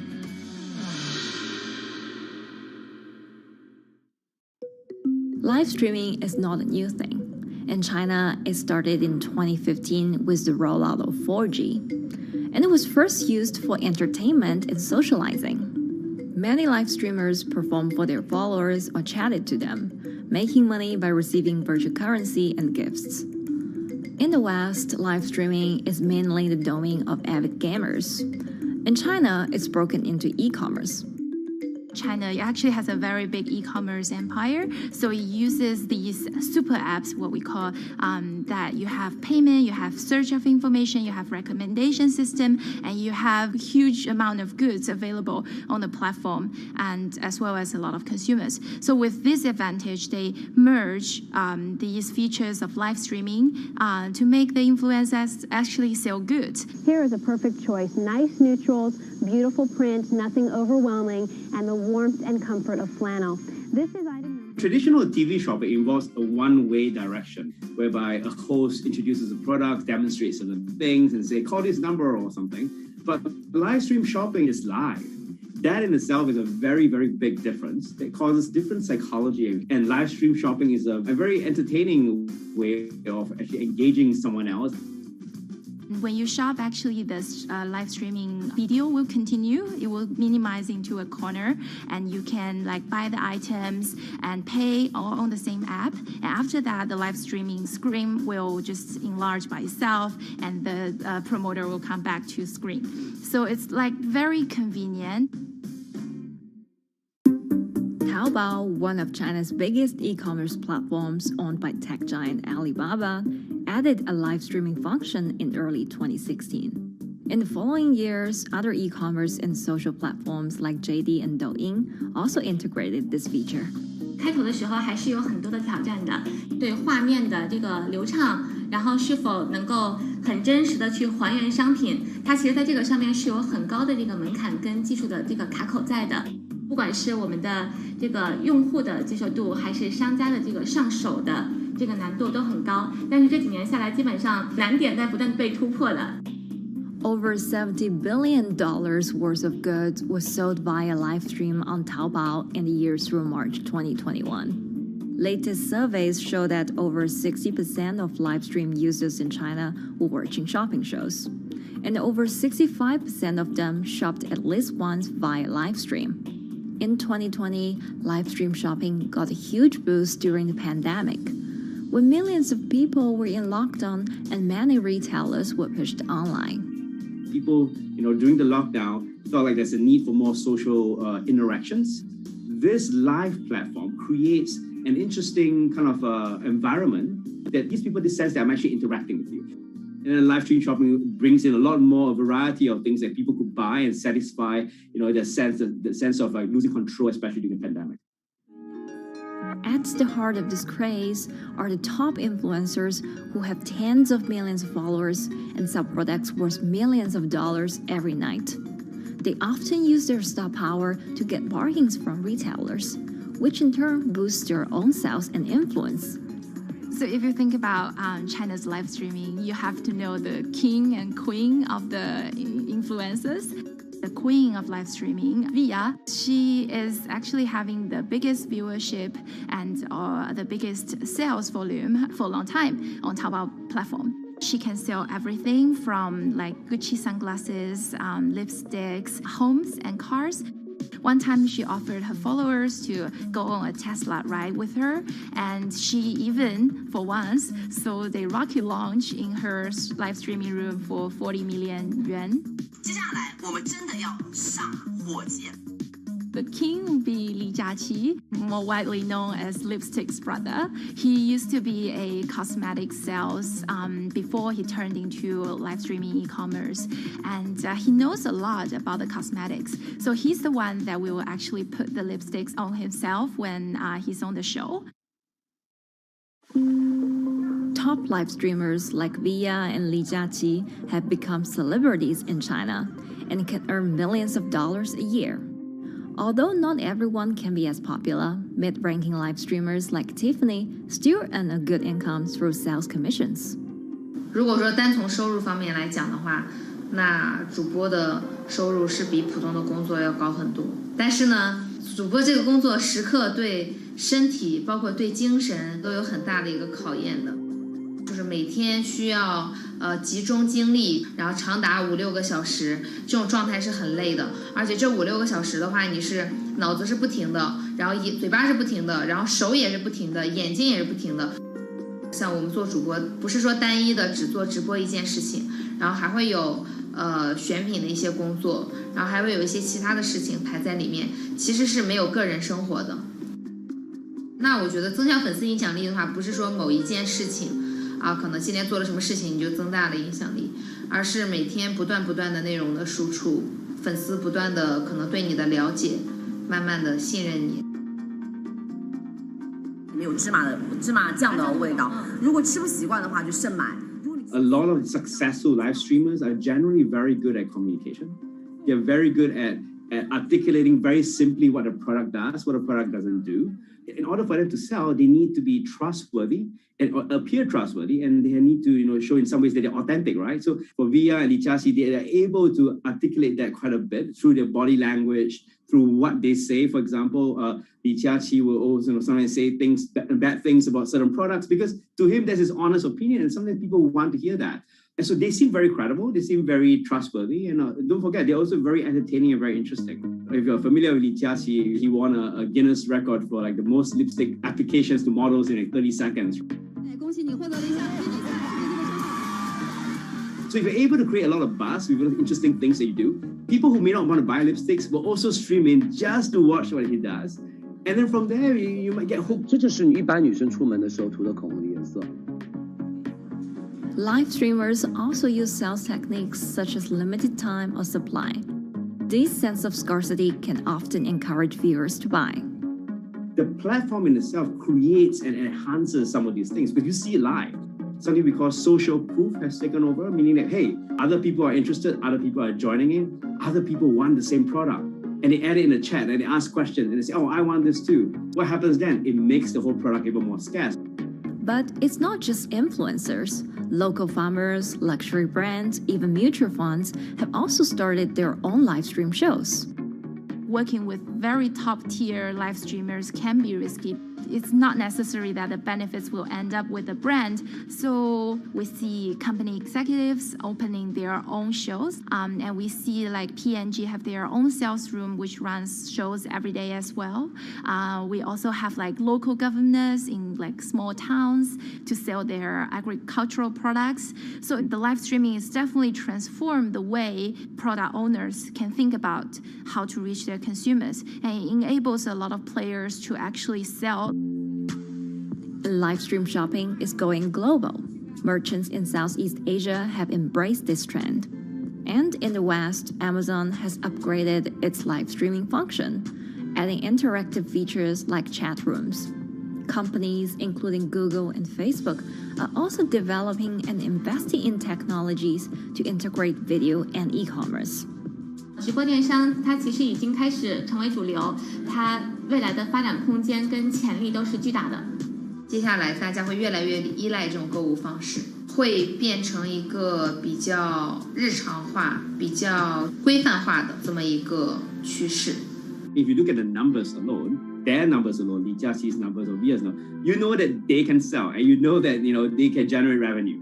Are they able to sustain it over a long period of time? It depends on how innovative they are at changing some of the things that they do. But you can't expect consumers one day turn into virtual shopping for good. There will be the nature of us that crave to go into the store, to touch the goods and actually wear it and see how it looks like and walk around in that with our friends. And those things wouldn't be replaceable with live streaming.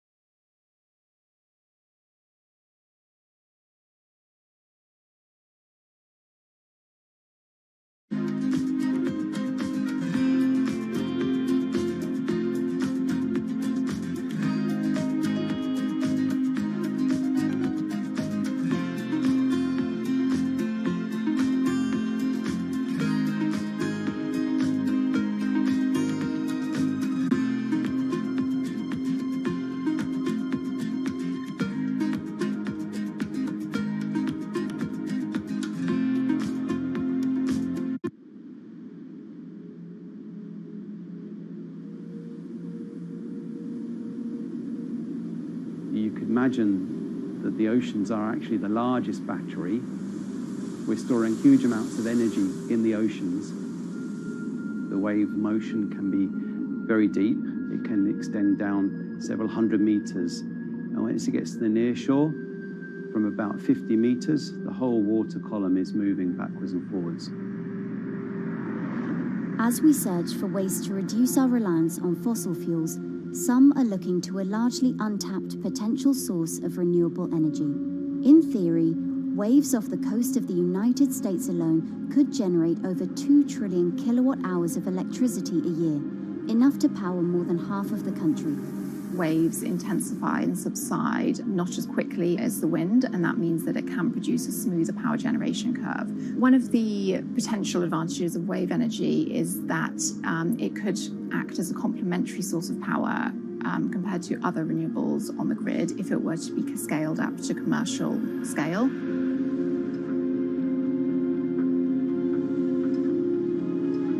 For decades, engineers have been trying to convert wave energy into electricity, but a host of technological and financial challenges have complicated their efforts. In the years from around 2006 to 2015, there were a spate of bankruptcies in the sector, and this was largely because of a lack of kind of continuous proven projects out at sea with reliable electricity generation. Since then, companies have been trying to develop the technologies at a steadier pace and with a smaller cash burn. But the same questions remain. Can companies develop devices and technologies that actually work? Is wave energy just a novelty or something that can become a major renewable energy source?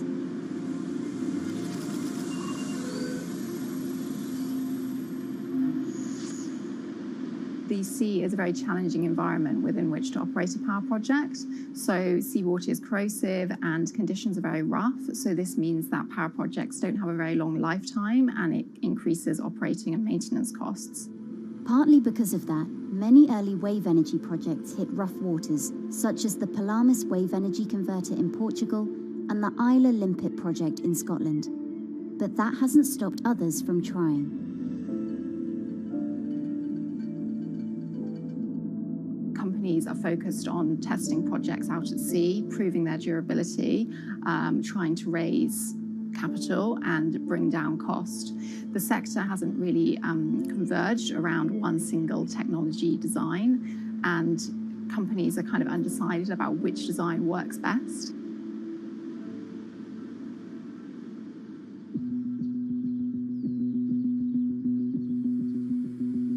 Finland-based AW Energy is a veteran in the sector. The first proof of concept of the company's device was made in the 90s after diver Rauno Koivusaari observed the strong back-and-forth movement of a hatch cover in a shipwreck in the Baltic Sea. The waves are generated far from the coastline, so the wind blows on the surface of the water, causing the water particles to rotate, and that rotation extends deep down below the surface, and the waves can be very long. They can be several hundred meters long. And as they come into the near shore, this rotational energy turns into an elliptical energy, and eventually backwards and forwards, as you probably noticed if you've been swimming on the seashore in large waves, you're pulled in and out. That's the energy that we're extracting. But there's a sweet spot where we deploy, so around 10 to 15 meters of water depth. That's where there's still strong wave energy coming in. After years of research, prototyping and testing, the company has deployed Wave Roller, a 350 kilowatt device in the waters off Portugal. Wave Roller has an 18-meter wide and 10-meter high steel panel fixed to the seabed via a floatable foundation. The panel moves back and forth with the waves, capturing the energy. It's submerged in the depth of 15 meters, so it's protected from the extreme waves. We generate electricity by capturing the movement with hydraulic circuitry in a machine room underneath the surface. That hydraulic energy we turn to electricity with hydraulic accumulators and hydraulic motors, and also a generator. The Wave Roller has survived large waves at sea for over a year and delivered electricity via an underwater cable to the grid in Portugal. Meanwhile, the company has won a €2.5 million grant to work on an upgraded version of the Wave Roller, aiming to increase the electricity generation capacity to 1 megawatt.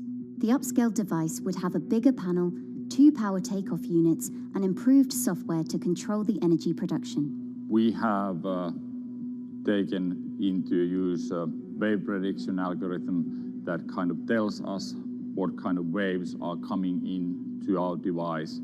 That gives us few seconds to prepare for capturing more energy, and the difference in that is significant. Our future plans are to deliver technology around the world. So I'm hoping we can be working on delivering technology to projects in Asia and also in the American continent as well.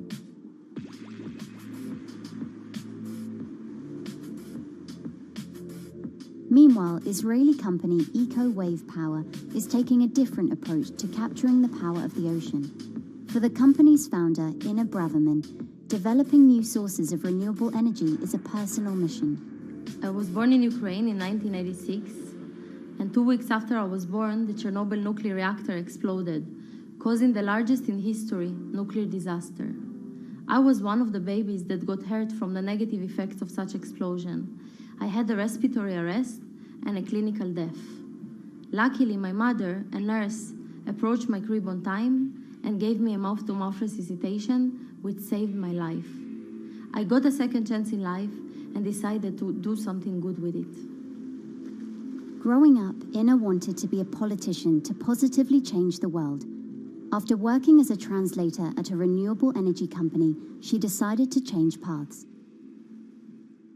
solar and wind energy were fully commercialized, there were a lot of amazing technologies implemented everywhere, I saw that wave energy, although it's an immense source of electricity, the biggest companies in the world are trying to develop wave energy with no success. And there was kind of a race going on in the world of who is the company that is going to develop a viable wave energy solution first. In 2011, the then 24-year-old Inna co-founded EcoWave Power. Instead of installing devices offshore, the company's devices are attached to existing breakwaters, jetties, and piers. Our technology is very cost efficient, especially in comparison to the offshore technologies, because we don't need any ships, divers, underwater mooring, or cables. We install on existing man-made structures, and all our expensive equipment, the generator, the hydraulic conversion unit, the automation, is located on land just like a regular power station. This is the EcoWave Power conversion unit that has been operating in Jaffa Port since 2014 until 2020. Here you can see how the technology works. Basically, the floaters are going up and down and pushing the hydro cylinders, which transmit biodegradable fluid into land-located accumulators. A pressure is being built. The higher the waves, the higher the pressure, which is used to turn the hydro motor, which is turning the generators. The whole system is controlled by a smart automation system, which you can see right here. And in case of upcoming storms, the system automatically raises the floater above the water level and keeps them in the upward position until the storm passes. The company has been operating a 100-kilowatt grid-connected device in Gibraltar since 2016, which is enough to power 100 households. Currently, Inna and her team are working on another 100-kilowatt project at the port of Jaffa in Tel Aviv. The project will be also the first time in the history of Israel that wave energy will officially connect to the electrical grid. And our goal going forward is to expand it to all suitable breakwaters in the city of Tel Aviv and to supply a significant part of the city's electricity needs. Today, engineers and entrepreneurs are still trying to crack wave energy.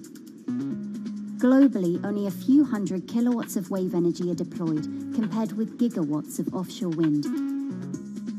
But the field has come a long way in recent years, and with the right engineering solutions, this new power source could eventually become competitive with more mature renewables like solar and wind. I would have a lot more confidence in the success of wave energy companies today as opposed to like 20 years ago. But in the next few years, or maybe the next couple of decades, it will be more likely to be used in remote locations like islands that are otherwise dependent on expensive diesel power, or out at sea on gas decommissioning rigs, or for powering underwater autonomous vehicles.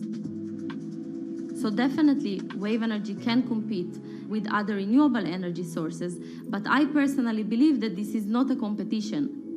In order to have a 100% renewable energy friendly world, we need all renewable energy sources to work together.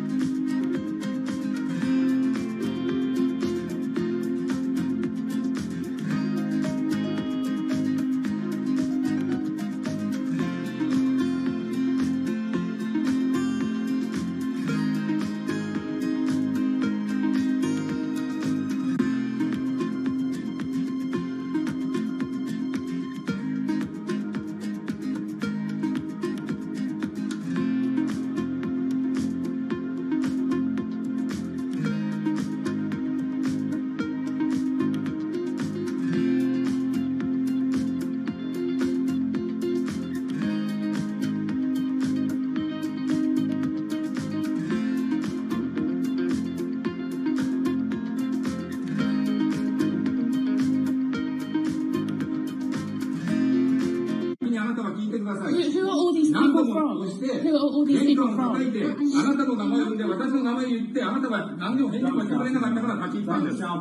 can you please tell me?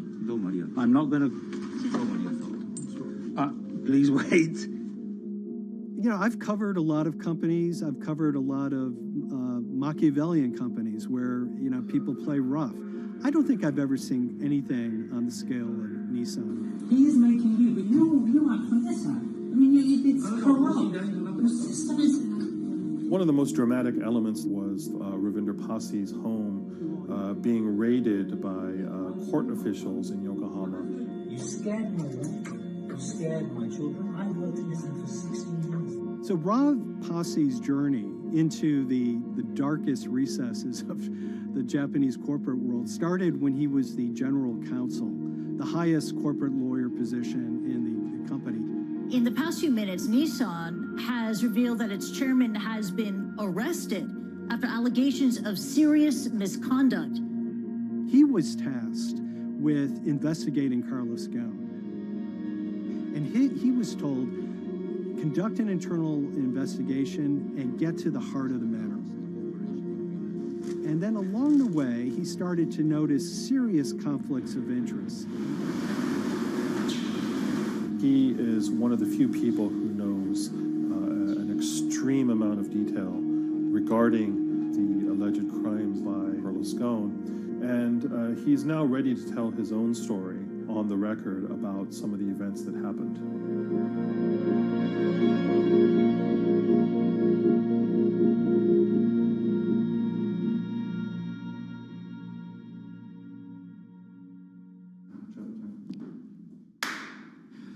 My name is Ravinder Pasi. I'm the former Global General Counsel of Nissan Motor Co. Limited. And you could say, yes, I had a front row seat in terms of what was going on. When Carlos Ghosn saved Nissan years ago, he was depicted in Japanese comic books as this hero, and now maybe we'll see comic books where he's the villain. In corporate Japan, Nissan was quite an unusual company. It was led for 2 decades by a non-Japanese executive. Well, Carlos Ghosn was a hero in the Japanese business world. If you had a global business celebrity in Japan and worldwide, it was definitely Carlos Ghosn. In a country with few foreigners at the top, he stood out. But over the years, he saved Nissan from bankruptcy, allied with Renault and Mitsubishi, and turned the alliance into one of the most competitive in the world. Yet as the years went on, you know, I think his ambitions changed a little bit. He started thinking about legacy plays, and one of them was to really tighten the alliance between Renault and Japan. And unbeknownst to him, there was a contingent of senior Nissan executives that were really felt threatened by that move. They really thought that they would lose complete control of the car company, and even in the government, there was probably a little bit of anxiety about a national champion in the auto industry falling under full-blown foreign control. Carlos Ghosn was an auto industry leader, respected by many in Japan. Now he's in jail. The arrest of Carlos Ghosn came completely out of the blue. This was in November of 2018. He was coming to Japan on Nissan's corporate jet for a regular executive meeting, and he was met on the tarmac by Japanese authorities who whisked him away to jail and charged him with financial misconduct crimes.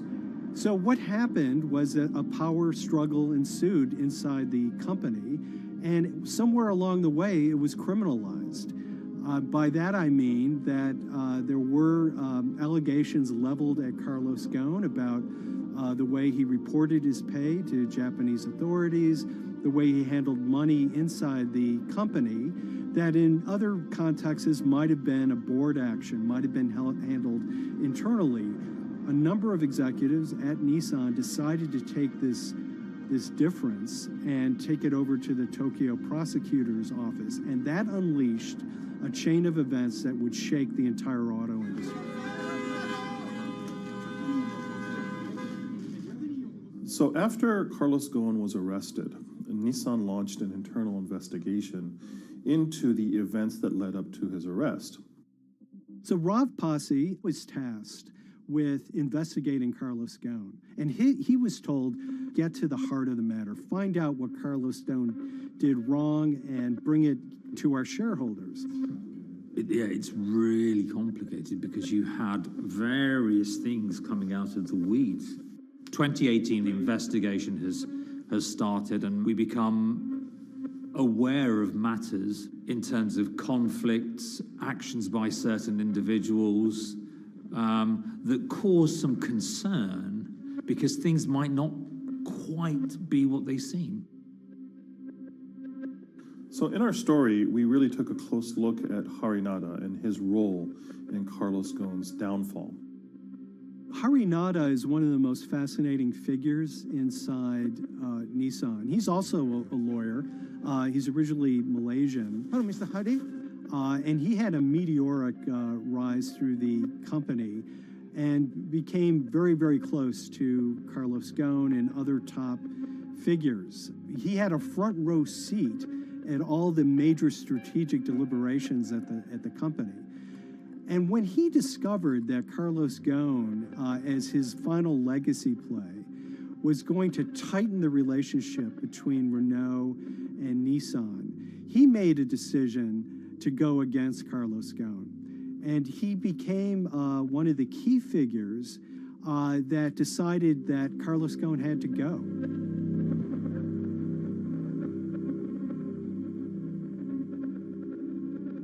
Harinada was somebody who actually recruited me into the company, so I have a long-standing relationship with him, or did have a long-standing relationship with him. For many, many years, he was a mentor. I had doubts about the credibility of the process right at the start. Harinada had a plea deal with the Tokyo prosecutors.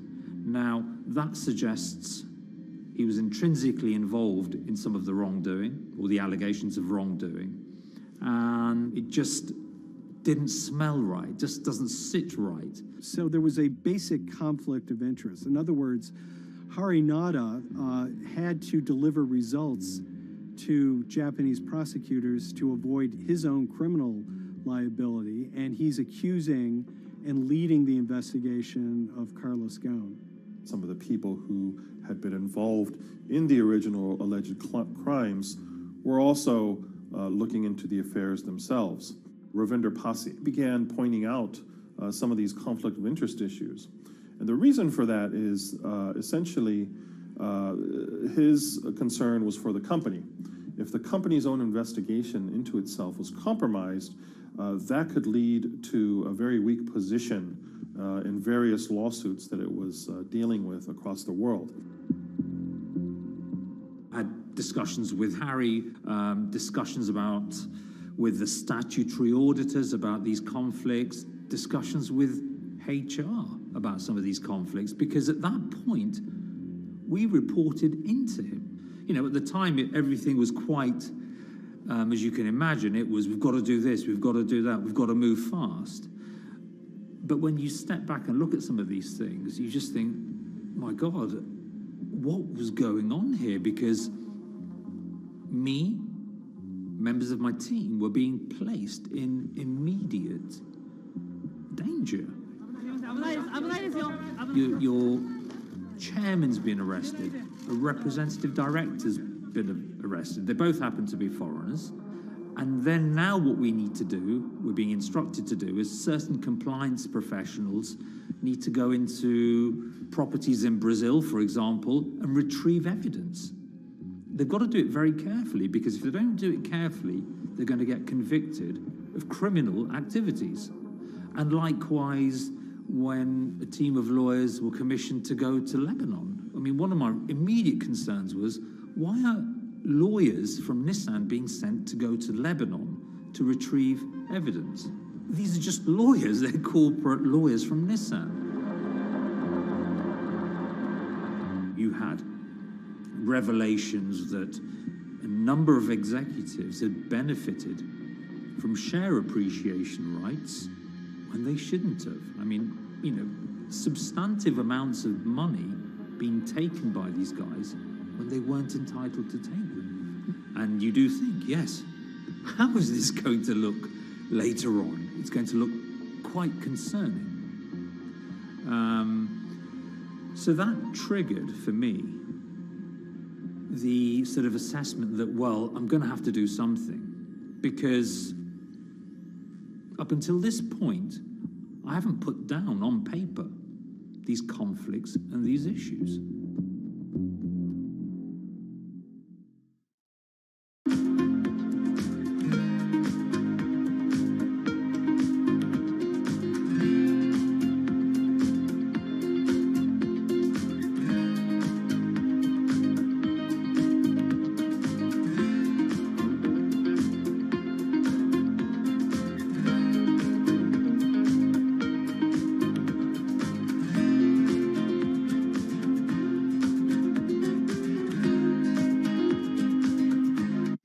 So Rav Pasi makes a fateful move. He writes this letter to the board listing every suspicion he has in great detail, backed up by evidence, backed up by memos, of why this internal investigation had serious problems.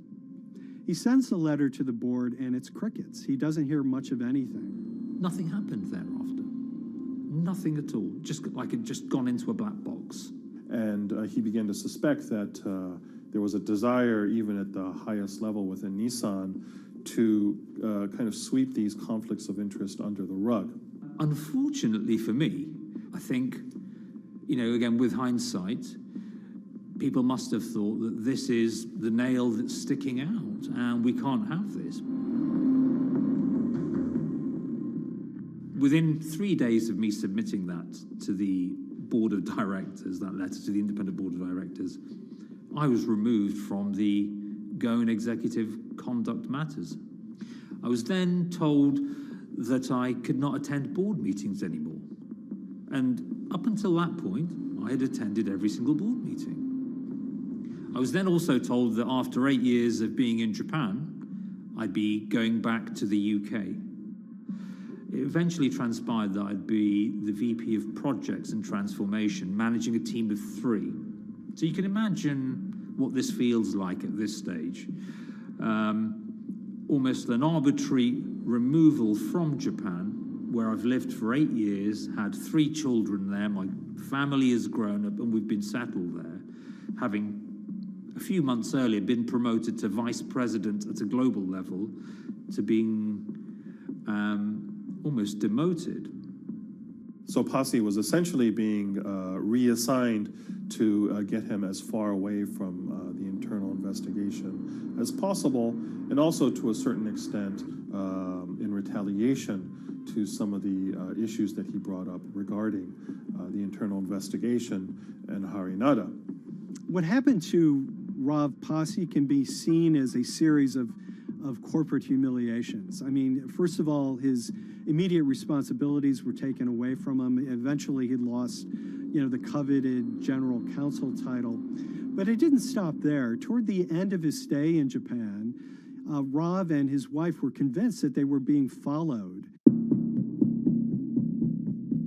During that period, I'd noticed that whilst driving my car, I'd have other cars following me. First time I noticed this was around mid-March, and I was driving, I can't remember where I was going, but this grey van, small van, just literally started following me. And I noticed that there was somebody in the car taking pictures. And lo and behold, we were absolutely being followed either by people on foot or other individuals, 2 or 3, normally 2 burly men in a car, different cars at different times, following us around. They were following the family as well. And, given I'd seen the Nissan security department behave in a very, very egregious manner with others in terms of following and surveilling, I was very concerned as to what they were doing and who they were giving this information to. Because if they're giving this information to the authorities, you do think, why? What's going on here? I mean, this is just not normal behavior. And this all culminated in a rather dramatic event in the middle of 2020. Who are you people?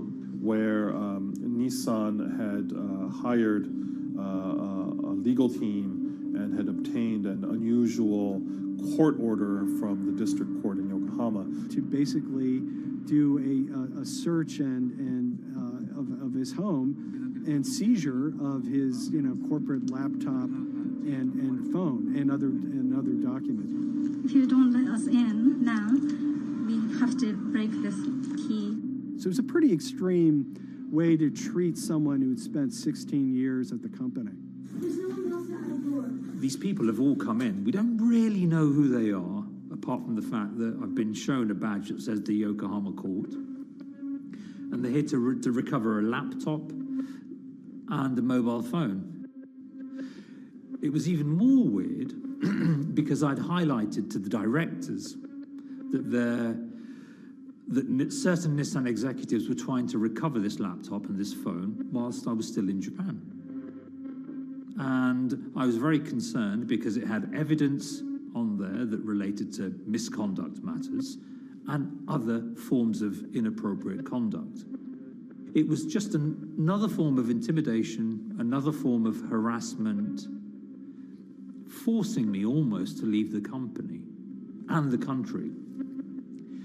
Because once they'd retained and obtained these items, we were still followed, which, again, I just couldn't understand. What is the point of doing that? You know, this isn't a car company. This is not the KGB.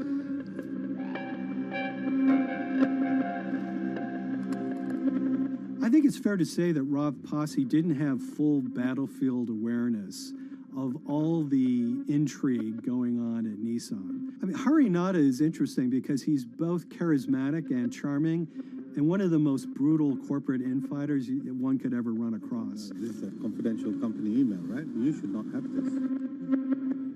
If he had fallen into line, he would probably still have his job at Nissan, be paid very well, and continued his work.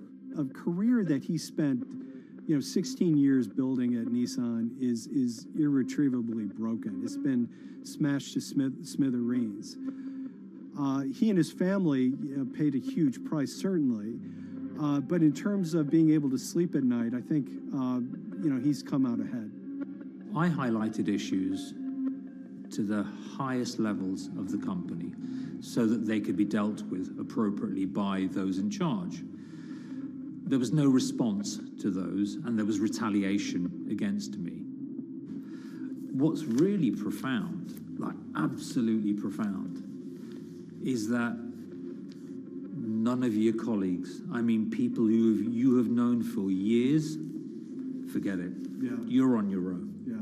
And you got to be ready for that. You've got to be ready for that. If you take it on anyway.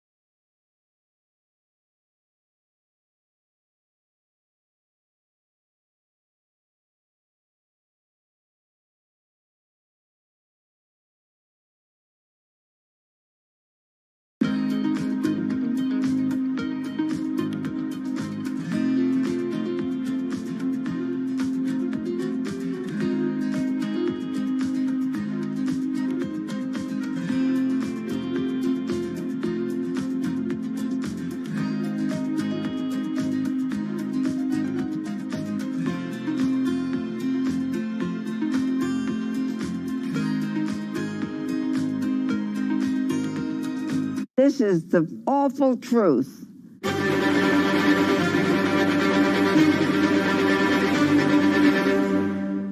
There's always someone in the family that's pushing it.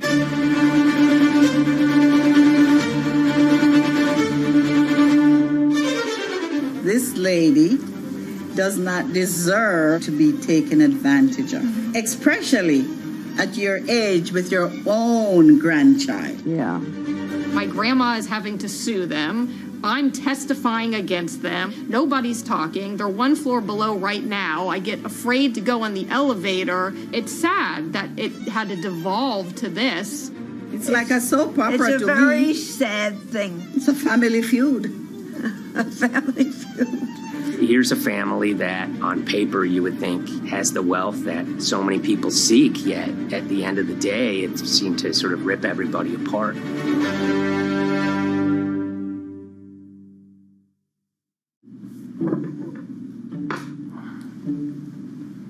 My name's Tom Schoenberg. I'm a senior reporter here at Bloomberg News, cover financial enforcement. I was approached by someone close to the Schottenstein family and asked whether or not I would be interested in writing about Beverly Schottenstein and this case that she had against JP Morgan. And it was immediately clear that there was a great story here to be told. So I started just, assembling all sorts of documents that the family made available to me. That included a diary that Beverly had begun writing when she started having suspicions about what was actually going on with her money. Beverly obtained her wealth from the Schottenstein kind of retail empire that has at times included Big Lots, Value City, American Eagle Outfitters, DSW Shoes. Beverly's husband died, and at which point they sold off their portion of the company, bringing them an enormous amount of wealth at around 1990. Estimates of her wealth were around $90 million. She, for many years, had that pool of money being managed by outside advisors. Her grandsons in the late 2000s had both graduated and were becoming financial advisors. She gave them a little bit to work with, and over time, her grandson, Evan, became the trustee of her entire estate. Managing sort of family money is not a conflict. In fact, some ways in wealth management, it's kind of how you get your start. It's kind of the seed that you need to sort of get going in the business. But Beverly started having suspicions that something was wrong probably in around 2016. Well, there were suspicious things, but taken separately without everyone talking about their own experiences, it was hard to really put it together. She had written a check to her caretaker, Dawn, that bounced.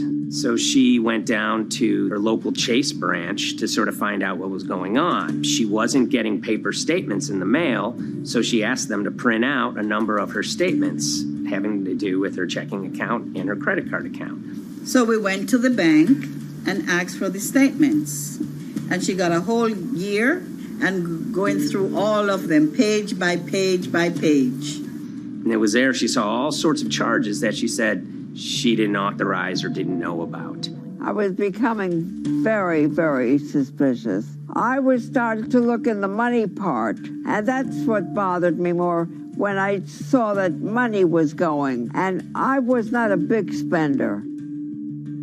Around the same time, Dawn, she starts noticing Beverly's son, who lived in the condominium below her, came up with Evan with a shredder and started grabbing papers in her office area, including some with JP Morgan letterhead, and just started sitting at the kitchen table just shredding documents over and over. Yeah, they came in one morning. They used to do it in the back. Through the back door, and they brought the shredder inside. And then they went in the drawers in the office and took out all the papers, and they started doing it. I was very suspicious because I know you don't go around and destroying papers. Beverly said that they had done this many times before. That's when she said to me, Dawn, I'm going to write my feelings in this black book. Diary. And it's a diary, and she started writing. Each day she would write a little at a time. Around the holidays of 2018, a package had arrived, a FedEx package, and in it were materials about a venture capital fund based out of the Cayman Islands. Dawn and some other family members take a look at this, and they see that Beverly is signed up for this fund to the tune of $5 million over the course of several years. And that was really the beginning of it. That was sort of the tip of the iceberg when it became obvious that something was going on, that my grandmother really wasn't aware of this fund. You know, Beverly started to panic. She got really upset and called, JP Morgan's headquarters in New York and asked for Jamie Dimon. She said she was told someone would call her back, but she says that never happened. She wrote a letter to Evan and Avi, and in there she laid out a number of things that were concerning her: unauthorized trading, the checking account. She had about $1 million worth of jewelry in a safe deposit box, and that her son Bobby had the key to that box, and that jewelry had gone missing. All this was kind of packaged in this, 5-page handwritten amendment to a will and trust. There's such an evolving narrative about why the jewelry was taken. The only truth we really know is that the jewelry is gone. But why it happened, there have been a lot of different stories. You just don't take your mother's wonderful things and hand it out. And they emailed that note to JP Morgan to seize all activity on her account. And it ended up setting off a firestorm after that. As soon as they got this email that there was a cease and desist and that she wanted to send her money and change brokerage firms, they were actually vacationing one floor below downstairs. They're there right now. The next day, Beverly's in her place. The granddaughter's still in her place visiting. Dawn is there, and up comes Bobby kind of barging through the door. And he's screaming about what was sent to the JP Morgan. They're now investigating them. And he's furious, takes his mother and sort of puts her into a chair, gets pen and paper, and she says physically forced her to write a retraction letter. They were pushing me around. It was a scary time. I was really afraid too. I had to take her to the doctor, and she did an x-ray because she was in so much pain. The locks had to be changed. The phone number had to be changed. I really thought we were going to have to hire guards to be outside just for protection. Oh, it was terrible. Horrible scene. Beverly brought her case before the Financial Industry Regulatory Authorities, usually known as FINRA. It took several months of hearings. She sees all sorts of transactions that's going on, hundreds of them that she claims that she never knew about, never authorized, but yet were logged in JP Morgan's files as having been direct requests from her. That included the sale of a large amount of Apple stock worth several $1 million, as well as all her stock in Big Lots. Over the course of their time with JP Morgan, Evan and Avi were making all sorts of trading on her account that was generating millions of dollars in commissions for themselves and the bank, yet she was not sort of getting any of the type of gains that you would expect sort of an $80 million account in a bullish market to be able to get. They issued a ruling entirely in her favor, finding that her grandsons, as well as JP Morgan, they were liable for violating their fiduciary duty, misrepresenting themselves, and they also found that the bank and her grandson, Evan, were liable for elder abuse. Evan and Avi, they were fired from JP Morgan. They issued an award of about $19 million. I reached out for comment, and JP Morgan emphasized that Evan and Avi were no longer with the firm and that their actions do not represent the sort of values of the bank. I reached out to Evan and Avi, heard back from their lawyer saying that, they disagree with the law and the facts that FINRA kind of used to decide the case against them and are seeing if they can have it withdrawn. Her son, Bobby, wrote her a letter, said his sons weren't criminals, and he also admits to taking her jewelry. And he says he needed it to pay off some bad business debts he had. They never once came up to say, I'm sorry. If there had been an apology and some acceptance, and asking for forgiveness.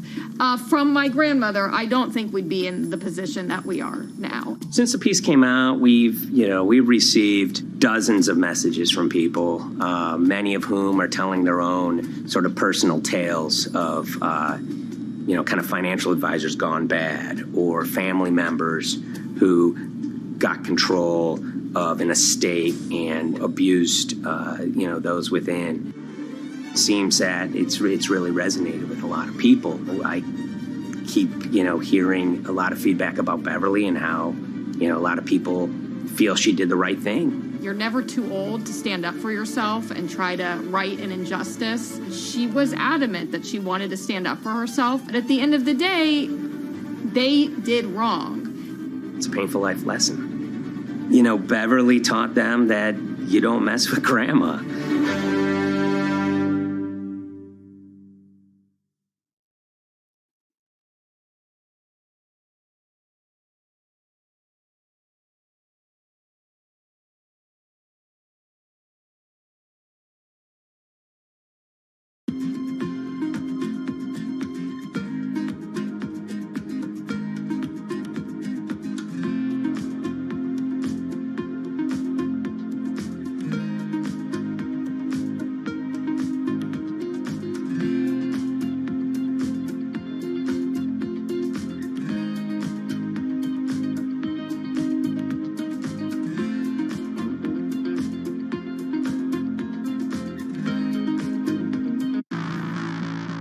On April 20th, oil markets did something they never had before, and they crashed, went into negative territory and closed the day at minus $40. Meanwhile, in a place called Thaden Boyce in Essex, a group of 9 traders, led by a guy called Cuddles, made $660 million over the course of a couple of hours. The price of oil has collapsed to a record low. We've never really seen anything like it. WTI this morning down more than 35%. People maybe wouldn't have been so surprised if the oil price had fallen to zero, but the oil price went to minus 38. It went far lower than anyone had expected. And so lots of people in the market were saying, well, hang on, something else is going on here. A couple of months later, I started to get wind through a kind of network of sources that a tiny firm in the outskirts of London had made a huge amount of money that day and potentially had some part to play in what happened. The information we got was that 9 traders at Vega Capital London had made in the region of $660 million in one day. As a group, I think they made as much money in one day as Apple makes from its international sales in one day. I mean, it's an insane sum of money. Did they pull off a fantastic trade? Did they predict the way the market was moving and get it absolutely right? Or was there something else going on, and had they actually done something that breached market rules in a bid to sort of push the market? And that investigation is ongoing.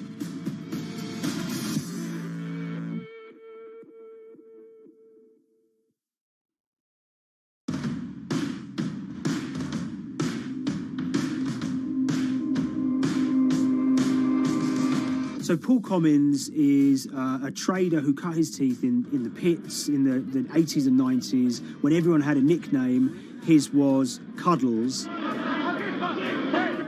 If you can imagine, that was a very sort of cutthroat type of world where people are doing, hundreds of thousands and millions of dollar trades by shouting at each other, giving hand signals, and then sort of scrawling on scraps of paper. The culture of the trading pits in London was very influenced by the working class guys who became traders there. They weren't like the city bankers that had gone before them. They weren't usually Oxford or Cambridge. They didn't wear Savile Row suits. They were ordinary working guys who happened to have a talent for trading. And a lot of them came from Essex. I think it was 400 traders in the pits, and Cuddles in his oil and gas pit was described to us as amongst the top 3 amongst that, was very successful and made very large amounts of money as a young man. But inevitably mechanization and the arrival of electronic markets was the kind of death knell for the pits, and in 2005 the IPE closed down. And when the pits shut down, a lot of the traders who worked there lost their jobs or quit or went to work for financial institutions. But Paul Commins decided to start his own trading collective out in Essex. Some of them are ex-pit guys, cut from the same cloth as him. Lots of them are actually sort of in their 20s, and they're his, drinking buddy's son, or they're his own kids' friends from football. They're young lads, hungry and ambitious, and he brings them into the fold. And fairly shortly, he's got, maybe a dozen or so traders that they're independent, let's be clear, but they're all part of this collective.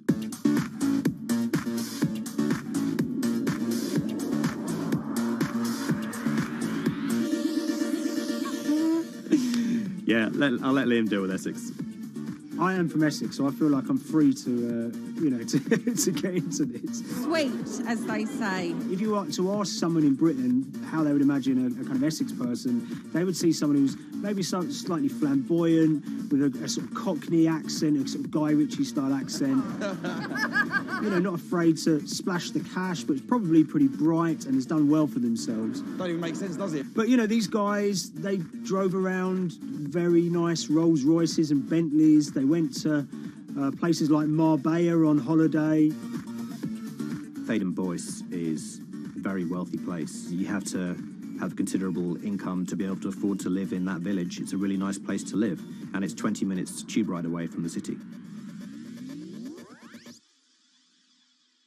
Earlier in the summer, we have this lead, which is that there's this tiny firm called Vega Capital London, and they were the biggest winners from the biggest oil crash in history. Anyone that covers markets is going to be surprised about that. You're thinking your BPs of the world or your Glencores, but it's this tiny firm. And one of the big challenges that we had was actually finding out who worked with Vega Capital. It wasn't immediately obvious, and at first we had absolutely no idea.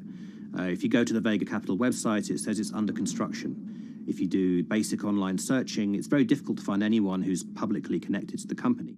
So inevitably, we're incredibly curious at this point. Like, who the hell are these people? The more reporting we did, the more it became clear that this group were connected socially as well as professionally. They went to weddings together, they played golf together, they would go on holiday together. We found out that a number of them were members of the West Ham Supporters Club in London. A few of them started companies together, so you could see all the connections between them and start to see a distinct group emerging. And it really just was this kind of shock that, this wasn't just like a hedge fund or a firm you'd never heard of. This was actually a group of buddies who all had the same experience on this day and had all made a huge amount of money. So if you're an oil trader, there's a number of different ways you can trade, and probably the most popular is WTI futures contracts. And it's basically a contract that says, I'm going to buy 1,000 barrels of oil from you at this point in the future, or I'm going to sell 1,000 barrels of oil to you at this point in the future. It's actually just a financial contract to gamble on to predict whether oil is going to go up or down. On the 20th of April in Essex, there had been signals for a while that this was going to be an exceptional day in oil markets. And we know that some of them arose early and started their trading in the early hours of the morning while it was still dark outside. Essentially what they were doing is buying contracts that gave them an obligation to buy oil at whatever the price ended up at 2:30 p.m. So they're basically placing a bet that oil is going to fall throughout the day. But they're simultaneously selling lots of oil as well. And whether they make a profit and how much profit they make is the difference between what they buy the oil for and what they sell the oil for. Now, of course, we now know throughout April 20th, the price dropped and dropped. So this is going very well for them. They are committed to selling oil at these prices, and the prices are continuing to fall, which means they're going to be able to offset it and buy oil at cheaper at the end of the day. Now, once it gets to kind of 1:30, 2 p.m., that's when things start to get really interesting. Suddenly there's a kind of influx of buyers and sellers, as desperation increases in the market and trading volumes go up. Now at 2:08 p.m. exactly, something bizarre and unprecedented happened, which is that oil passes into negative territory. And it fell to a record level of minus $38. We've never seen anything like it, period, in terms of the contraction of the global economy. That huge gulf between what they were buying the oil for and what they were selling it for enabled them to make more money than they ever thought possible. So their profit was the difference between minus 37 and all of these positive numbers on every contract they sold. The price of crude briefly hit minus $37 a barrel. For one group of traders operating from a small office, it was a very, very profitable day. It's important to remember this had never happened before in the history of oil trading. No one could have predicted it. I can't think of another example of where you enter a trade and you get paid on both sides. You get paid both to sell and to buy. It's unthinkable. One thing we know about the Cuddles Trading Arcade is that they were very comfortable taking large risks. And, you have to be clear, this was a large risk. Yeah, we spoke to oil traders, both people that know these guys and people that don't, and they all say that this is, incredibly risky. And that's actually what stops a lot of oil traders doing trading like this. They simply aren't willing to stomach the risk. But Cuddles and his friends were. So when the kind of final calculations came down, the group of the 9 most profitable traders made $660 million or thereabouts between them. I mean, if you can imagine, I think 3 or 4 of them made in excess of 100 million each. One of the astonishing things about this trade is that 2 of the individuals who made more than $100 million in a single day were in their 20s. One of them was 22 years old.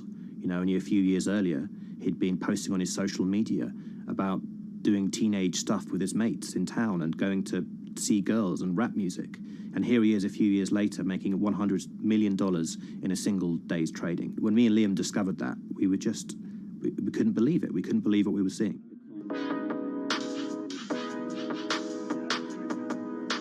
Oil trading is a zero-sum game. Anytime you're making money as an oil trader, someone else is losing it. Amongst the biggest losers were the investors in this Chinese fund, Crude Oil Treasure Fund.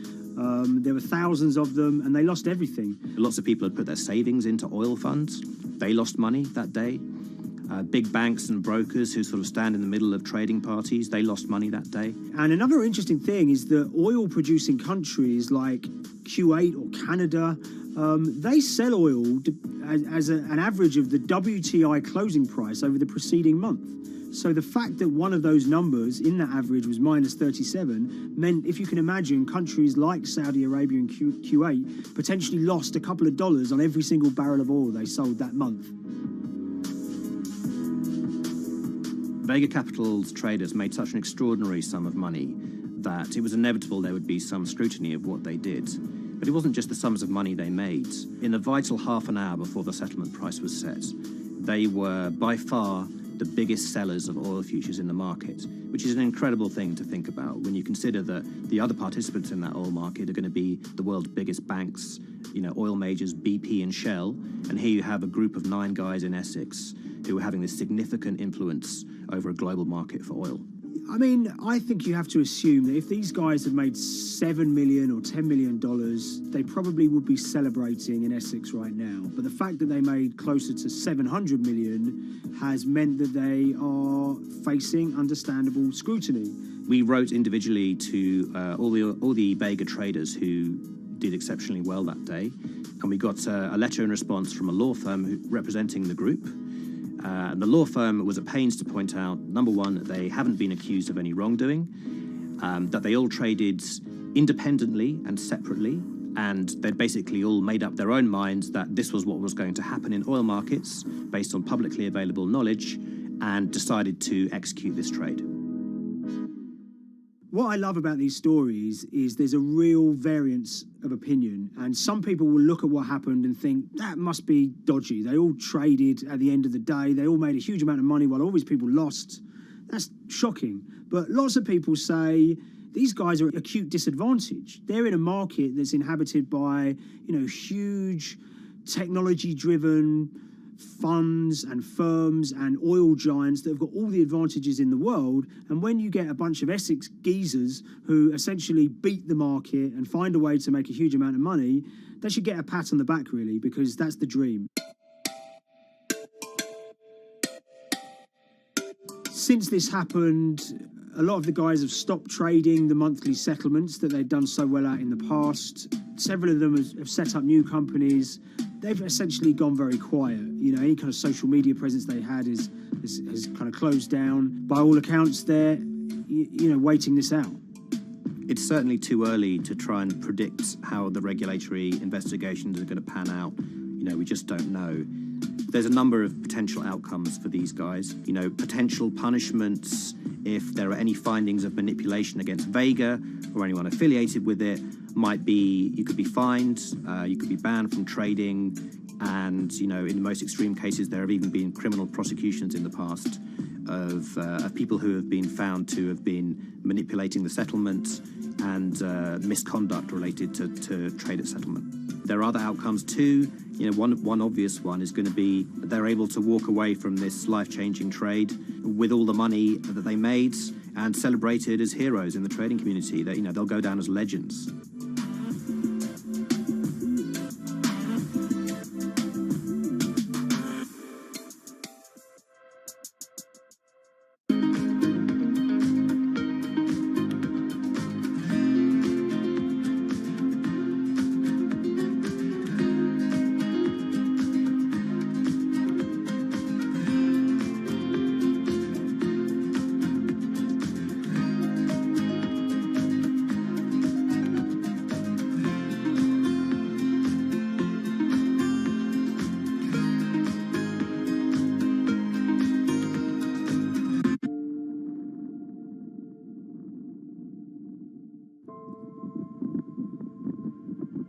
It's very important, given the nature of the climate crisis right now, for the general public to have an understanding of what progress is or is not actually happening. And I think many readers right now, they'll see these hundreds and hundreds of companies making these big, bold climate claims. And they would be forgiven to think that we're well on our way to meeting the emission reduction trajectory we need to be on. And the reality of the matter is we're just not on that trajectory. And a key reason for this sort of disconnect is the use of offsets that aren't doing what they claim to be doing. We have a massive potential for sort of willful blindness. We can convince ourselves of things regardless of what the facts are. And so that's what tends to happen in these cases. It's not that anybody is setting out to commit climate fraud. They sort of walk themselves into a situation and they convince themselves of one thing, and that allows them to convince themselves of another thing. But at the end of the day, they're doing something that makes no sense at all.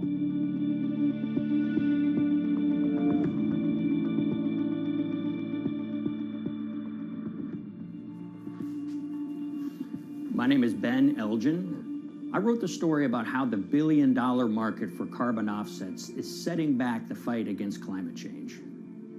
So one of the challenges in reporting on carbon offsets and trying to figure out what's going on is really finding good experts who have been steeped in this marketplace and are willing to candidly talk about it. One of the best people for this is a fellow named Mark Trexler, and I've been talking to him for more than a decade. My name is Mark Trexler. I've worked in climate change for the last 30 years. I was actually hired by the World Resources Institute in Washington to work on the first carbon offset project in 1988. In terms of defining a carbon offset, one of the beauties, so to speak, of greenhouse gases, sort of the silver lining of greenhouse gases, when you put up a molecule of CO2 into the atmosphere, it can be anywhere in the planet in 7 days. And therefore, if there's an option to reduce emissions on the other side of the planet, and you can do that very cheaply as compared to doing it in your factory, for example, then why not pay that person, that factory on the other side of the planet to reduce their emissions? Then you are, in a sense, offsetting your emissions, and the atmosphere doesn't really see your emissions anymore. So carbon offsets have been around for quite some time, and they were actually key with these international climate agreements, such as the Kyoto Protocol, which mandated the wealthiest countries reduce their greenhouse gas emissions. The treaty was signed on the 11th of December, 1997. Decided. The business community in general saw carbon offsets as a huge opportunity to comply with whatever policies and measures might be coming down the pike on climate change much more cost effectively. We've seen a huge surge in companies making big proclamations about how they're going carbon neutral or zeroing out all of their carbon emissions. We're going to reduce our carbon footprint to net zero. Unilever is committing to net zero emissions. We can achieve a net zero emissions world. We began looking at these corporate claims of dramatically reduced emissions, and we noticed so many of these companies were using carbon offsets to achieve these aims. And as we began to look at the carbon offset projects themselves, what we found is that the environmental benefits claimed by these companies are not actually what they seem to be.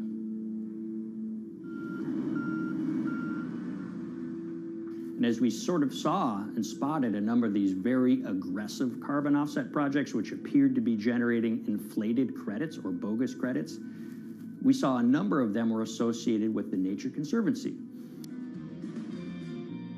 This surprised us. The Nature Conservancy is the world's biggest environmental group. They have about $1 billion a year in revenues, and they've been around for 7 decades. They've preserved about 125 million acres of land, and they've done so many good works over the years, and they've been very strong in terms of working with corporate partners. The Nature Conservancy has taken a different approach, a very pragmatic and pro-business approach. They will not go out and criticize a big polluter, but they're very happy to work with them. Some might say that, well, that's selling out, but others would say, and those at the Nature Conservancy would say, these companies have deep pockets. They can help fund important preservation work, and we have absolutely no problem working with them on this stuff. So companies are very warm, and they've partnered with the Nature Conservancy for many years. And yeah, it definitely lends a sheen of credibility to these projects. Here's 20 new reasons to visit Disney World this year. 1, 2, if you look at, for instance, Disney, that's a sprawling company with theme parks and cruise lines that burn up diesel fuel. They have office buildings and television studios that consume electricity. So these companies are trying to make major reductions in their carbon footprints, but it's very difficult to change these fundamental ways their businesses operate. So Disney has been a big buyer of carbon offsets that are orchestrated by the Nature Conservancy. One of the projects that they buy from is called Pennsylvania Ridges. And that's a plot of land. Most of the land is actually about a 3-hour drive outside of Philadelphia. Interestingly, this land, 3,000 of these acres, was actually acquired by the Nature Conservancy in the late 1990s. This land was imminently threatened. There was a pending logging contract on this land. So they do what they've done so well for all of these years, which is they go out, they raise money from local philanthropists, and they go buy this land to protect it from developers and loggers. And at the time, according to an archived version of the Nature Conservancy's website, when they were proudly announcing this deal, they said, these threats have been abated because of this acquisition by the Nature Conservancy. So it's really interesting now, fast forward 2 decades to earlier this year when they put forward this carbon project. And if you look through it, this land is a key part of that carbon project. And what they're now saying is this land is now, once again, imminently threatened. 72% of the trees are going to be cut within 5 years. Now, this is just astounding because this land is owned by the Nature Conservancy. They do not clear-cut land that they've bought through philanthropic donations. So this scenario that they've put forward to get carbon revenues is not really plausible. And what that means is when you have Disney coming in and buying these credits, when it eventually lowers its carbon footprint because of these credits, well, that won't be a credible or truthful claim by Disney.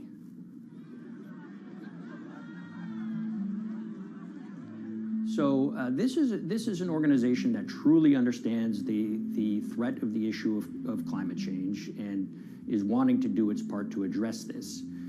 However, in this situation, it just appears their drive, which they've had for decades, to increase the amount of revenues that it can use for land preservation work, Nature Conservancy and many others see that the carbon credits as a pot of money that they can tap into to further their own benevolent aims.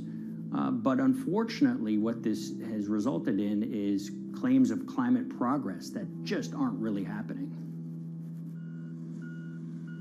So the Nature Conservancy defends vigorously these deals, and they and others will say, look, our projects are just following the rules that these registries set up. So some would also put some of the blame on the registries themselves because they're setting up the rules which allow these vapid projects to get up and sold. So we've reached out to all of the companies we mentioned in this story, including Disney. They didn't want to be interviewed for this story, but they all told us that, look, we have to rely on the experts out there, and those experts, they say, are these carbon registries that have been set up. Most of these Nature Conservancy deals are set up and sold on this exchange. It's called the American Carbon Registry. Now, it's the oldest of these registries that allow voluntary carbon credits to be sold. They've been around since 1996. What these offset registries do is they set up rules, and any carbon offset project has to follow those rules. But there's this tension that's always there. If the rules are too strict, then it's going to be very hard for carbon offset projects to get up and running. So there's this balance going on where the registries want rules that attract projects, but they don't want it to be so strict where it will disincentivize projects from getting listed. One of the challenges with designing carbon offset systems is that there are normally two people at the table. You have buyers and you have sellers. And to some extent, you have policymakers, but you know, the buyers and the sellers are really the ones with the expertise, with the incentive to really participate hard, make a lot of things happen. And the challenge there is that both of them sort of want the same thing, or they're both happy with the same thing. They're happy with low-cost offsets and a lot of them, because that works for their business model. You end up, though, with nobody really representing the atmosphere, so to speak. Nobody's really representing the climate in those discussions. And so the policies end up biasing the whole system, and you end up in sort of a race to the bottom, and that's what we've seen happen. You know, when it comes specifically to the topic of carbon offsets, you know, I am a fan of carbon offsets in the sense that they can help mitigate climate change. They absolutely can. But, you know, if we're not going to do it correctly in a way that actually does help mitigate climate change, then it's nothing but a distraction. And, you know, after 30 years, you have to start wondering, is it really just a distraction? And that's really unfortunate, but that's where we are. Ultimately, what needs to happen is systemic change. You know, we're sort of nibbling around the edges with some of these different things. We need to change how we produce energy. We need to change how we transport ourselves. We need to change what and how we eat.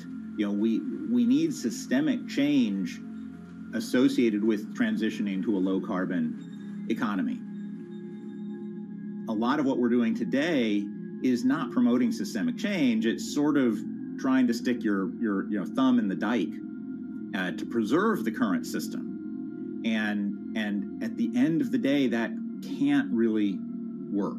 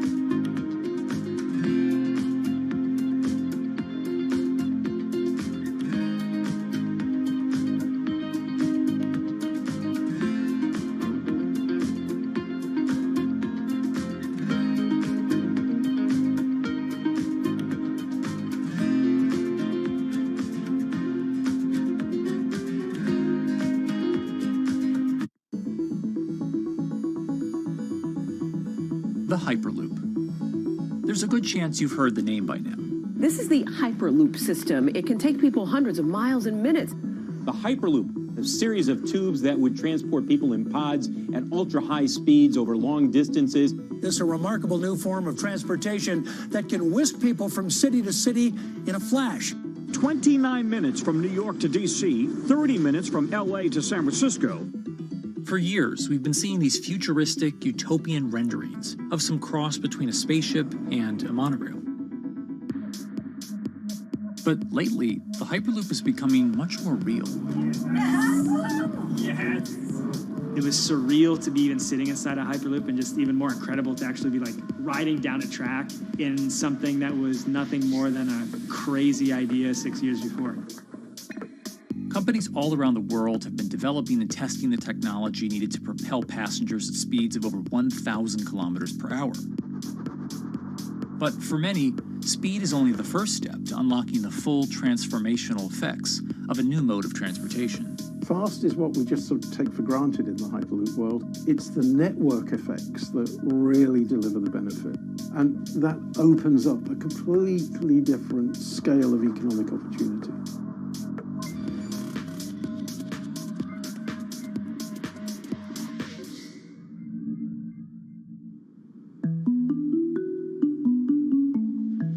We've got planes, trains, automobiles, and boats for getting around Earth. But what if there was a fifth mode? And I have a name for it, which is called the Hyperloop. The Hyperloop? Hyperloop, yeah. In 2013, while riding high on the growing success of Tesla and SpaceX, entrepreneur Elon Musk released a white paper outlining the basic framework of the technology he called Hyperloop. The basic idea goes a little something like this. A tube reduces the air pressure to a near vacuum-like environment. A Hyperloop pod is then suspended in the tube, usually by magnetic levitation. The whole pod can then be propelled forward. Because there's no traditional friction sources like air resistance or rolling friction that would push back against the pod, the Hyperloop is able to move at incredibly high speeds and do so fairly efficiently. Despite its futuristic name, however, the general concept behind Hyperloop is actually pretty old. In fact, New York City's first attempt at an underground public transit system in the 1870s was based on a similar principle. The pneumatic transit system was short-lived, however, only stretching one block and topping out at a rather leisurely 10 miles per hour. While Elon would make some 21st century improvements to this concept and bestow a very 21st century name, he wouldn't end up pursuing the technology itself, instead electing to focus his efforts on something a little bit deeper, literally digging the requisite tunnels via his boring company. It would take another billionaire industrialist who dabbles in spaceflight. No, wait, not that one. Yeah, that's the one. After Richard Branson would make a large investment in the company Hyperloop One, it would be renamed to Virgin Hyperloop. What we've always been trying to do as a company is show that this technology could work, that it could be made safe, and that ultimately it's something that's happening in the next couple of years, not the next 20 years. Josh Geigel is the co-founder and CEO of Virgin Hyperloop. In a familiar tech startup story, he's seen the project go from a garage to a large-scale testing facility outside of Las Vegas. So we started building the first kind of Hyperloop system in 2016. We've done a lot of work, about 500 tests that we've done on that over the last 5 years. And what we realized that we need to do is take that technology, show that it can be commercial, so drive the cost down, improve the efficiency, improve the performance. But the key thing is actually making it approachable and safe for individuals. In order to do that, Josh, along with Virgin's head of passenger experience, Sarah Lucian, bravely volunteered to take the inaugural ride. What her and I were realizing is we're the first two people sitting in a Hyperloop. The only type of people that have gone through this environment are in spacesuits, and there we are in just normal clothes because of the system, the safety of what we've designed. 3, 2, 1, launch. And then once we started going, you felt a bit of acceleration. We accelerated a little bit harder than we would in commercial. It'd be like a sports car. Yes. We got to about 108 miles an hour on that test. And it's a short run. It's about 500 yards or so. And came to a stop. The test, lasting only about 20 seconds and covering only a quarter of a mile at just over 100 miles per hour, is a long way away from a true functioning Hyperloop. But as for optics, it's a crucial step for the future of funding. The number one question we got from investors or from project proponents or just people in general was like, is a Hyperloop safe? And what better way to show something is safe than by actually getting people on it? But convincing investors and governments that would likely be fronting some of the construction costs for an unproven technology is no easy task. First and foremost is the question of safety. Most people don't know how an airplane works, but yet they get on an airplane. They get on an airplane because, it's faster than driving, and most importantly, they've probably gotten off of one before, they've seen someone get off of one before. And so what we set out to do was actually show that Hyperloop could be safe with two normal people, not astronauts, not adrenaline junkies or test pilots or anything like that. Two normal people getting on a Hyperloop, and then most importantly, those two people getting off. But beyond safety concerns, constructing Hyperloops will undoubtedly require a significant capital investment to the estimated tune of around $60 million per kilometer of track. So a track from San Francisco to Los Angeles, for example, is likely to come with a price tag over $10 billion. And before large governments are willing to come in and front those costs, investors who are funding Hyperloop development must accept it as a long-term mixture of technology and infrastructure investing. Investors that are used to short returns because you're developing apps or something to that effect, those aren't the investors that really get excited about Hyperloop. What you start to see is the people that are looking at platform technologies, right? So this idea that because the smartphone existed, Uber could exist, right? So who are like the Vanderbilts of this century? And that's the part where you're going to get a lot more no's than yeses. But those people that have the ability, the fortitude to stick it out, to see the game-changing platform here, those are the people that we're looking for. And since we've done that passenger test, there has been a lot of interest that's really, this is a lot sooner than I thought.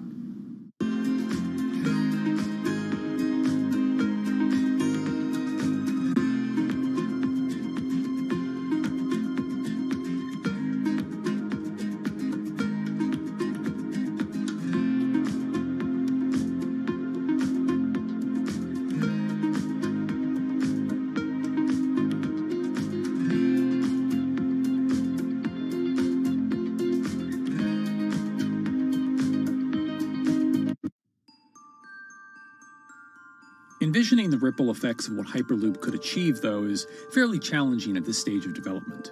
It's fast, yes, but for point-to-point travel, traditional maglev trains can move pretty fast as well.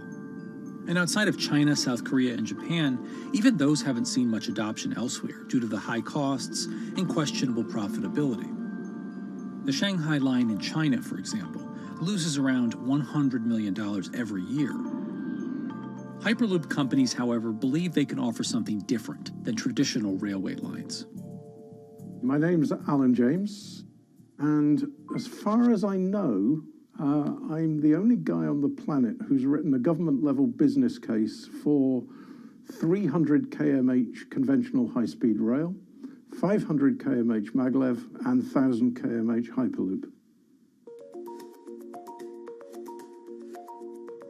It's fundamentally about moving people from where they are to where they want to go, when they want to make those journeys, and doing it in much smaller numbers. So pod designs for Hyperloop range from 12 to 28 seats, typically.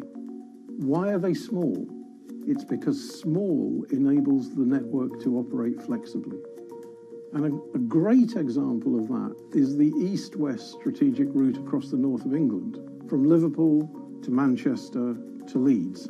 So to get from Liverpool via Manchester to Leeds by train is just short of 2 hours today. It'll probably take you 2 hours driving as well in average traffic conditions. Net result is those three city regions remain three separate entities: Liverpool, Manchester, Leeds. There's very little commuting traffic between those urban areas. Hyperloop absolutely changes that from the ground up. Liverpool to Manchester is a 5 or 6 minute journey. Manchester to Leeds is also a 5 or 6 minute journey. What that effectively does is create a single supercity economy. In this vision, the Hyperloop acts a little more like a highway, where pods have fixed destinations and don't need to stop along the way. Meaning you can travel on a Hyperloop network from, say, Liverpool to Leeds, while the pod behind you travels from Liverpool to Manchester. And if that metro Hyperloop network is connected to other networks from the same location, you could travel from Liverpool to Paris or Liverpool to Amsterdam, all without making a single stop. For passengers, for business, for leisure, that is utterly transformational. For high-value freight and logistics, it's equally transformational. But critically, if you do a Hyperloop network at scale, you begin to deliver massively significant carbon savings too. A multi-regional Hyperloop network could become a replacement for both short-haul passenger and cargo flights and traditional ground transportation, both of which are significant carbon producers. One Hyperloop-connected distribution hub, perhaps at an airport that is predominantly used for international air freight, replacing maybe 10, 12, 15 distributed road hubs. It takes a lot of polluting and inefficient truck haulage off the roads. That itself means roads gain extra capacity. Hyperloops will still need to use electricity to both move pods and maintain the near-vacuum environment in the tube. Proponents of the technology believe that this can be done by using renewable sources, including a combination of solar panels and battery technology that could be used along the Hyperloop itself.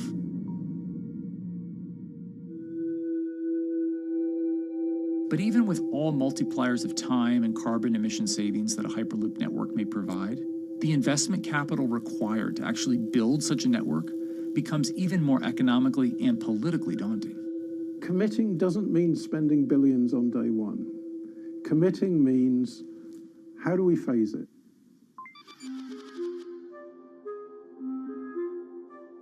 One company in the Netherlands is working to develop that technology, and perhaps more importantly, the international coalition needed to make the Hyperloop network a reality. So we are here in Europe's first full-scale Hyperloop test facility, where we can already prove every conceptual technology of the Hyperloop. This is Tim Houter, a co-founder and CEO of Hart Hyperloop, headquartered in the city of Delft. And while this testing tube might not seem as large as others, inside is a key technology to create the on- and off-ramp type infrastructure of a Hyperloop network. That is, a lane switch. That's something we can already test here. You can actually see it here, that the track is diverging from one track into two. That makes it possible to eventually split up the Hyperloop track in two sections. And in that sense, you can create a complete Hyperloop network that in the end will make it possible to travel, for example, over a whole continent. Take Europe, for example, with the same ease as you can now travel with a metro in a city. The nice thing about this magnetic levitation system that we've developed is that there's absolutely zero moving components in the track.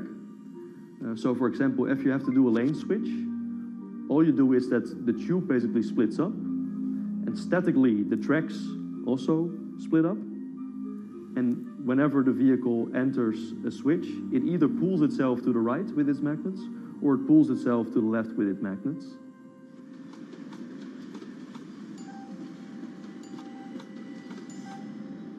Lane switching on traditional rail requires the physical movement of the rail.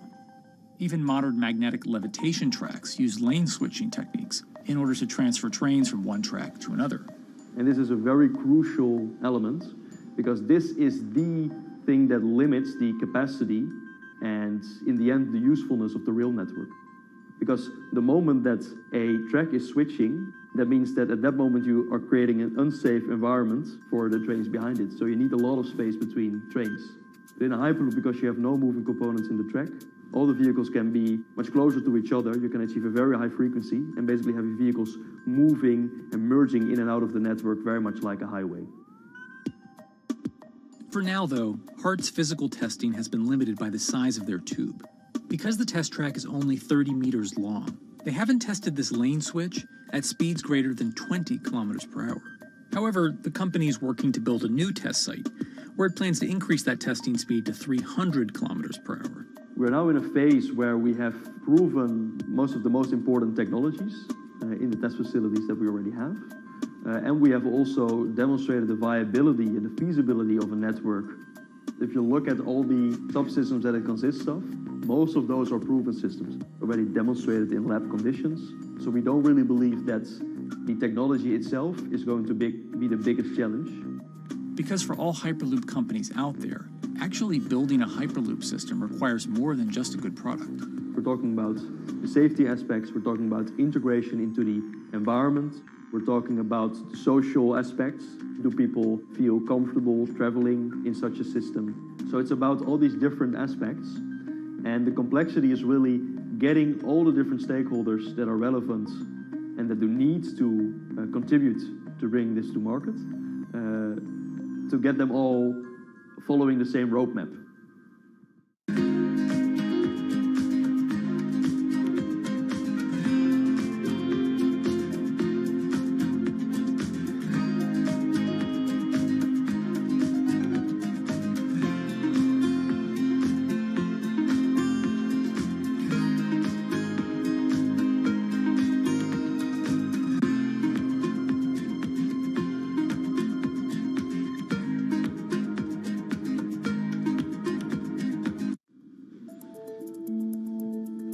In order to help build this coalition of private and public interest in Hyperloop development, HART in 2018 partnered with other Hyperloop companies from Europe and Canada.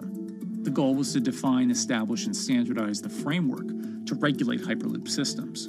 Right now we are working with all the Hyperloop developers together in setting up the first, let's say, structure for starting the standards drafting.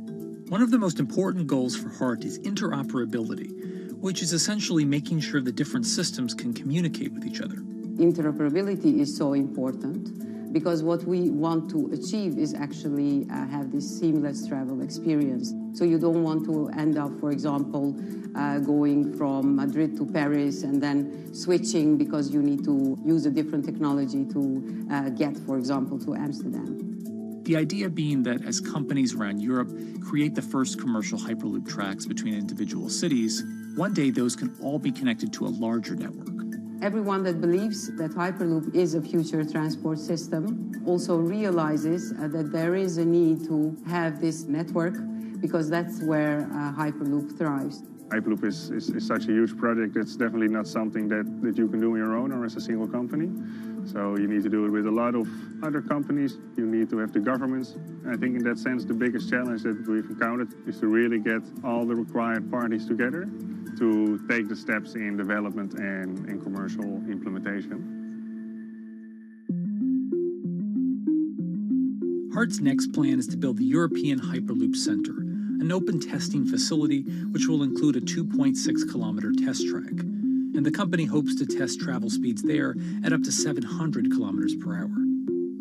Virgin Hyperloop is also racing to construct the first commercial Hyperloop route, with projects in various states of development in India, Saudi Arabia, and the United States. Recently, the company announced plans to build a Hyperloop certification center in West Virginia, which will include a 6-mile-long test track.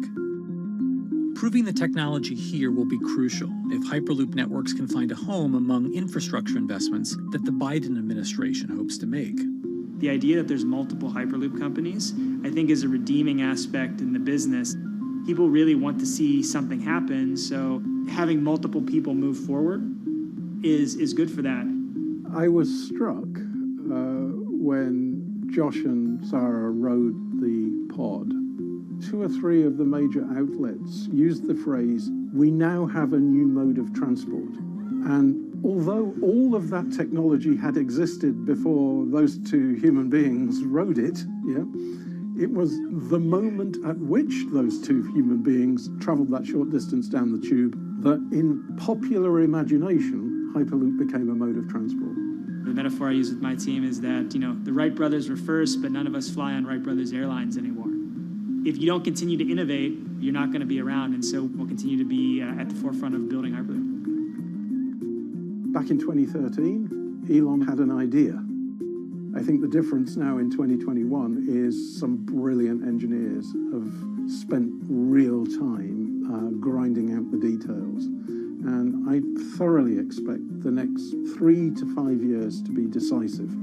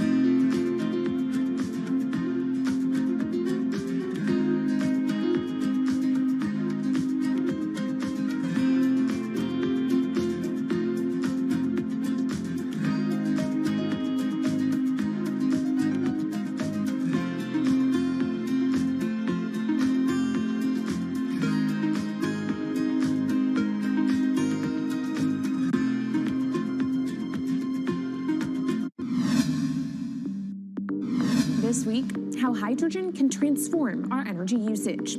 We'll look at why the universe's most abundant element could be a game changer in the climate revolution. Hydrogen technologies are not new. They are used in other sectors. We use them in space, on our rockets, and we don't need the laws of physics to change to be able to use hydrogen on our planes.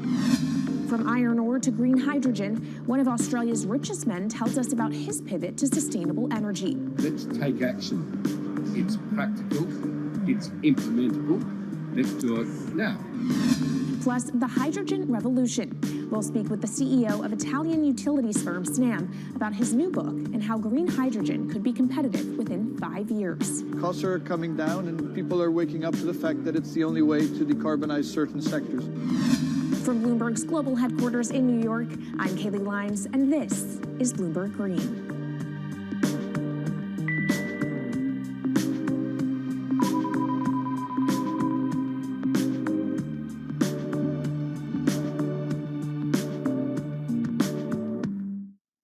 It's a new year, so here at Bloomberg Green, we're highlighting new solutions in the fight against climate change. And one of those is as old as the universe itself, hydrogen. It's the simplest element around, but could well be a game changer when it comes to turning around our dependence on fossil fuels. Today, hydrogen is used in the chemicals industry to produce petroleum products. It's also starting to be used in steel production, an industry under a lot of pressure to decarbonize. But it has far more uses as well, from powering cars to heating our homes. And Bloomberg New Energy Finance sees a seismic shift in the sector in the next 10 years as green hydrogen squeezes out dirtier alternatives. So-called gray hydrogen dominates today. But as renewable electricity gets cheaper and more accessible, so will green hydrogen.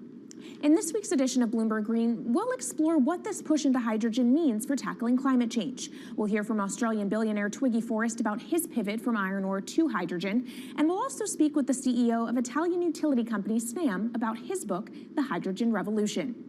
But first, what are we using hydrogen for? And why does it actually matter? Christine Lee Edwards explains. Hydrogen, the most plentiful element in the universe. On Earth, we find it mostly bonded to oxygen in the form of water, or in other gases known as hydrocarbons. Hydrogen gas, H2, burns hot and clean, making it an attractive tool in the race to net zero. But isolating hydrogen from other elements is no easy task. Today, the cheapest way to do this is via chemical processes that break up natural gas. This releases a lot of carbon dioxide. Another method is to use electricity to split water molecules in a process called electrolysis. Although there is no carbon byproduct, a lot of electricity is needed. And if this power comes from burning coal or gas, it negates the zero emissions goals of using hydrogen to begin with. Hydrogen produced in this way, powered by fossil fuels, is called gray hydrogen. If carbon capture and storage is used together with fossil fuels, then it becomes blue hydrogen. If nuclear power is used, it's called pink. And finally, green hydrogen is when it's produced via electrolysis and powered from renewable sources. This method is considered emissions-free. It's predicted that by the early 2030s, H2 made from renewables will be cheaper than that made from fossil fuels. But that hinges on the cost of electrolysis declining, which will be achieved through larger projects and an expansion of manufacturing. To be clear, vast amounts of H2 are already used today. Global production in 2018 totaled 117 million metric tons. This hydrogen is mostly used for its chemical properties, not as a source of energy, and very little of it is clean. Some sectors like steel could start using hydrogen for these chemical properties, replacing coal. Industries like cement and glass may also use hydrogen as a source of heat. Another advantage is its energy storage potential. It can be stored over long periods of time and used when more power needs to be added to the grid. It also could hold an advantage over batteries in heavy transport and shipping. The promise of hydrogen for energy has been around since at least 1874, when Jules Verne wrote about it in his book, The Mysterious Island. But the future of hydrogen will depend on policy. Countries with net zero targets, carbon pricing, and hydrogen strategies with investment mechanisms are likely to see the highest H2 demand.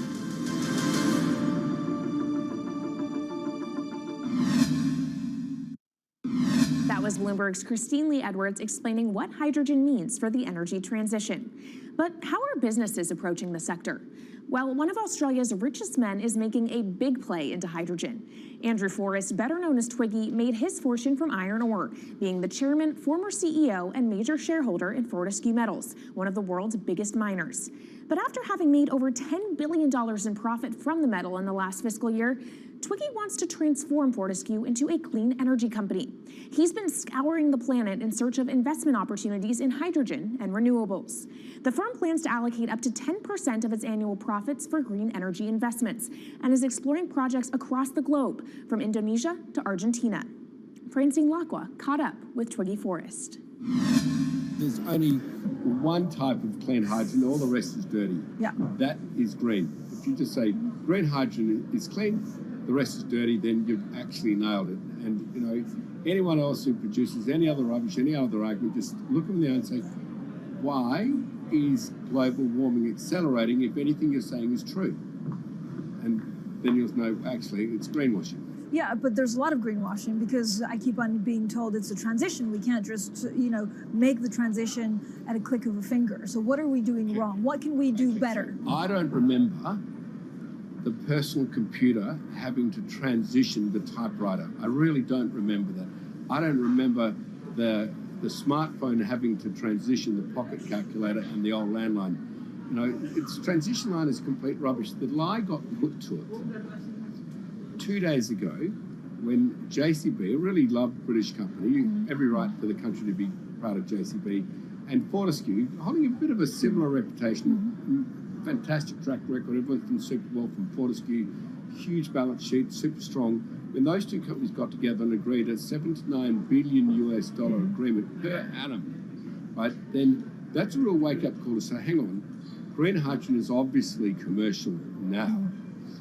You know, every other form of fossil fuel hydrogen, you know, it can compete with it on price, it can probably lose on price, but what we know, it is cooking the planet. And only green hydrogen zero methane, zero carbon in the supply chain. Don't worry about the molecules in the supply chain. But at the moment, we're not even phasing out coal, if you look at the G20 communique. So we have a long way to go to talk about only using green hydrogen. Yeah, so look, I have a call, which I'd like to make now, that the world should not fund any more coal-fired power stations, coal mining projects, ever. We should wind them down as quickly as possible because they are cooking the planet just like grey and blue hydrogen is cooking the planet.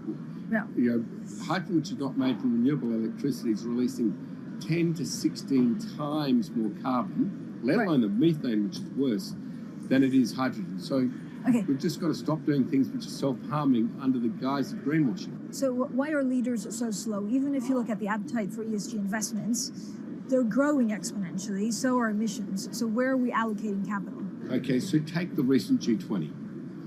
There's probably a reason why there wasn't strong action coming out of the G20 because people were not aware that major transactions between large companies were taking place now on green hydrogen, that actually this pollution-free all the way through the supply chain fuel was now being transacted at multi-billion-dollar scale.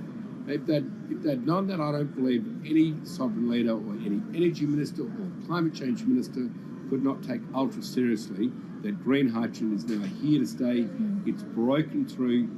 History has been made. It will never go back.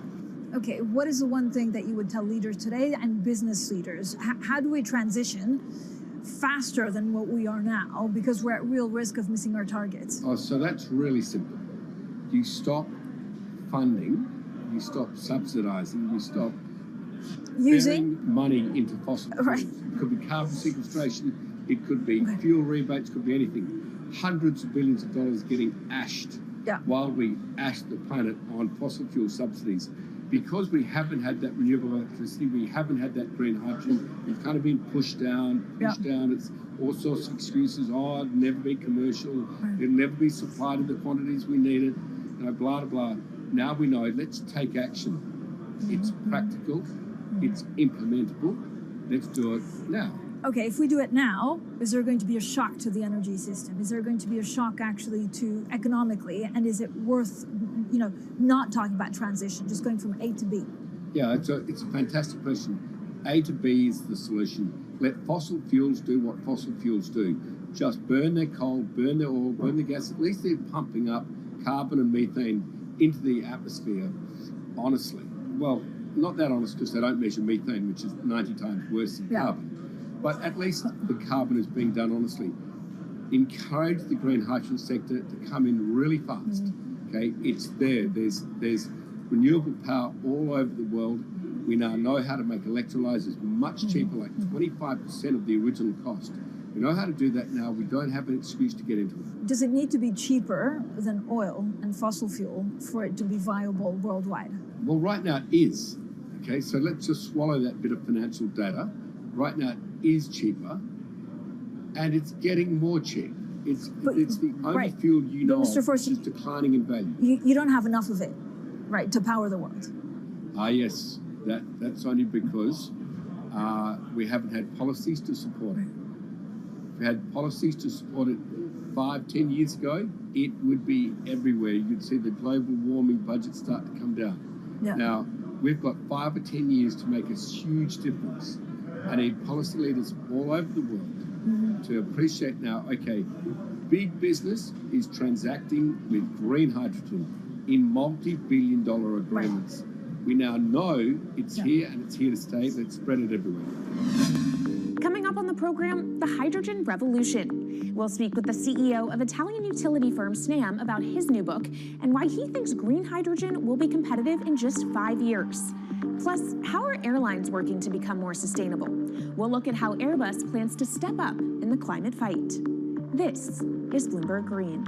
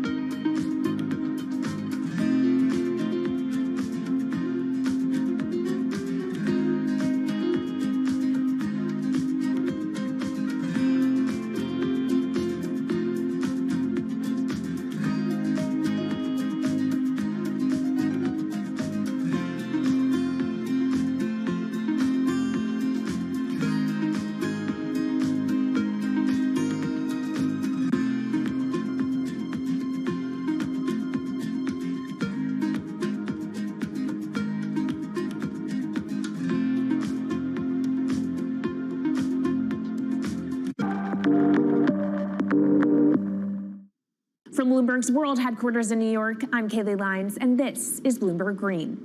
What will the world look like in 2050?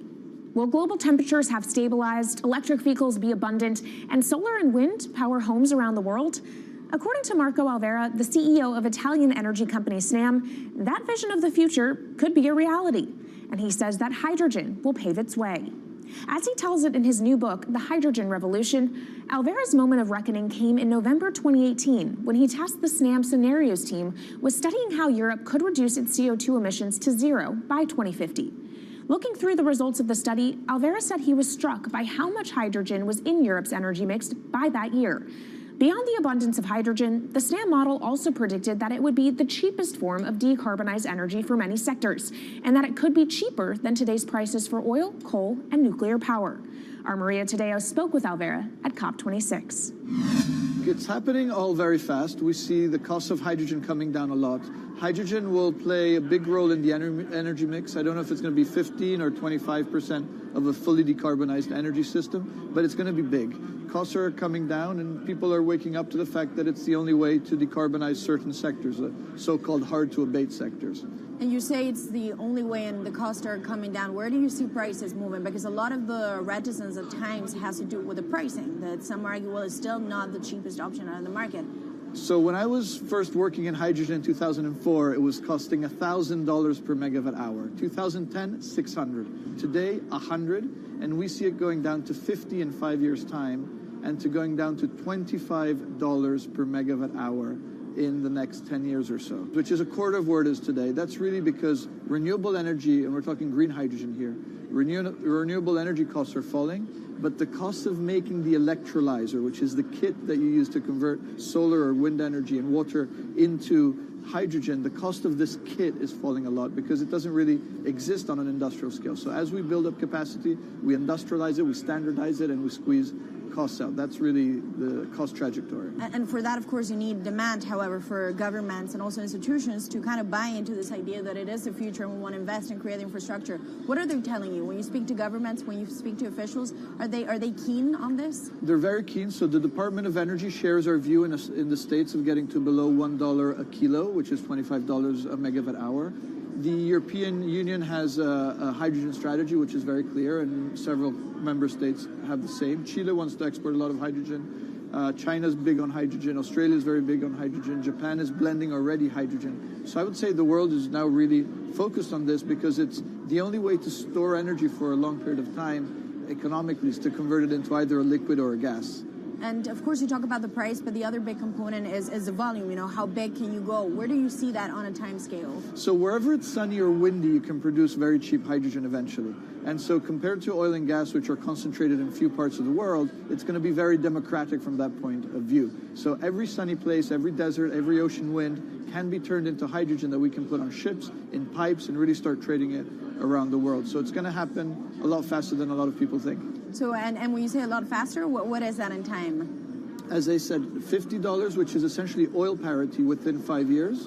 And then, depending on how quickly we ramp it up after that, we could get to $25, which is coal parity before the end of the decade. And in big scale. In big scale, because once you get to coal parity, that's the only way we're going to get China and India to stop burning new coal. We have businesses in China and in India, and I see a lot of hydrogen development, a lot of renewable development in both countries. The India announcement was incredibly strong on 2030. Some people were upset about the 2017 net zero deadline, but when it comes to 30, he announced a big commitment to get to 50% renewables. Were you surprised by it? I was surprised that they would make it so explicit, and even the net zero is a big thing for them. And so I think it will happen faster than 2070 because of the falling cost of renewable and hydrogen. India's burning 80 gigawatt of oil, of diesel, to keep the lights on. So there's an immediate opportunity there, and we're very interested in working in that country. And with regards to China, perhaps the fact that we haven't really seen them active, I guess the diplomats are working on this, but we haven't really seen the leadership. It's going to be technology, it's going to be industry. I think China has committed to a net zero, which is very important. At the G20, China was clearly behind the 1.5 degrees. So I think a lot has been achieved between the G20 and COP, and I think what's really important is to see in the coming years how quick. It's in our hands to make part of this happen in 5 years, or it could otherwise happen in 15, 20 years. It's about building the project. The capital is there. We saw how many trillions of dollars are already committed. What's missing is really the projects, and that's where companies like us step in. Marco Alvera, CEO of SNAM there, speaking with our Maria Tadeo. Let's turn now to the aviation industry. It's a big contributor to global greenhouse gas emissions, and it's under pressure to change that. In October, the International Air Transport Association, a trade body representing airlines, approved a target of achieving net zero emissions by 2050. To achieve that, many airlines in the US and Europe are looking to buy sustainable aviation fuel made from renewable sources like used vegetable oil. Initiatives like these are pushing plane makers to come up with some radical new aircraft that will eventually cater to our growing appetite for travel without hurting the environment. We took a look at how Airbus, the world's #2 aircraft manufacturer, is stepping up to the challenge. How long until we can fly emission-free? Airbus says it's more confident by the day it can be done by its 2035 target. Airbus's CEO spoke about its ambitions for hydrogen-powered planes at the company's summit in France. The physics works. Hydrogen technologies are not new. They are used in other sectors. We use them in space on our rockets, and we don't need the laws of physics to change to be able to use hydrogen on our planes. So every day we become more confident, but we think we need to have a plane, we need to have the right fuels, the hydrogen available in the right quantity at the right place at the right time, and we need the regulations to be ready. So we really need the work and the collaboration of many people around the globe to make it happen on time. But it could be a long wait until green passenger jets go mainstream. Larger aircraft with more than 150 seats are not expected to feature globally until about 2050. That means manufacturers and airlines today are under growing pressure to ramp up short-term innovations to cut their carbon. In the long term, meeting the ambitious plans for so-called green hydrogen means building a giant industry almost from scratch. To make that happen, British airline EasyJet is among those saying governments need to get involved and fast. Aviation's emissions over the last 3 decades leading up to the pandemic grew by about 80% to over 1 gigaton, and that's projected to double by 2050. According to Bloomberg NEF, about half of the airlines with the largest global market share have set net zero targets by that same date, nearly 3 decades away. Coming up, from blue sky projects to the bottom line. We'll speak with our Bloomberg NEF expert Meredith Annex and dig into their models about how hydrogen fits into the future energy mix. This is Bloomberg Green.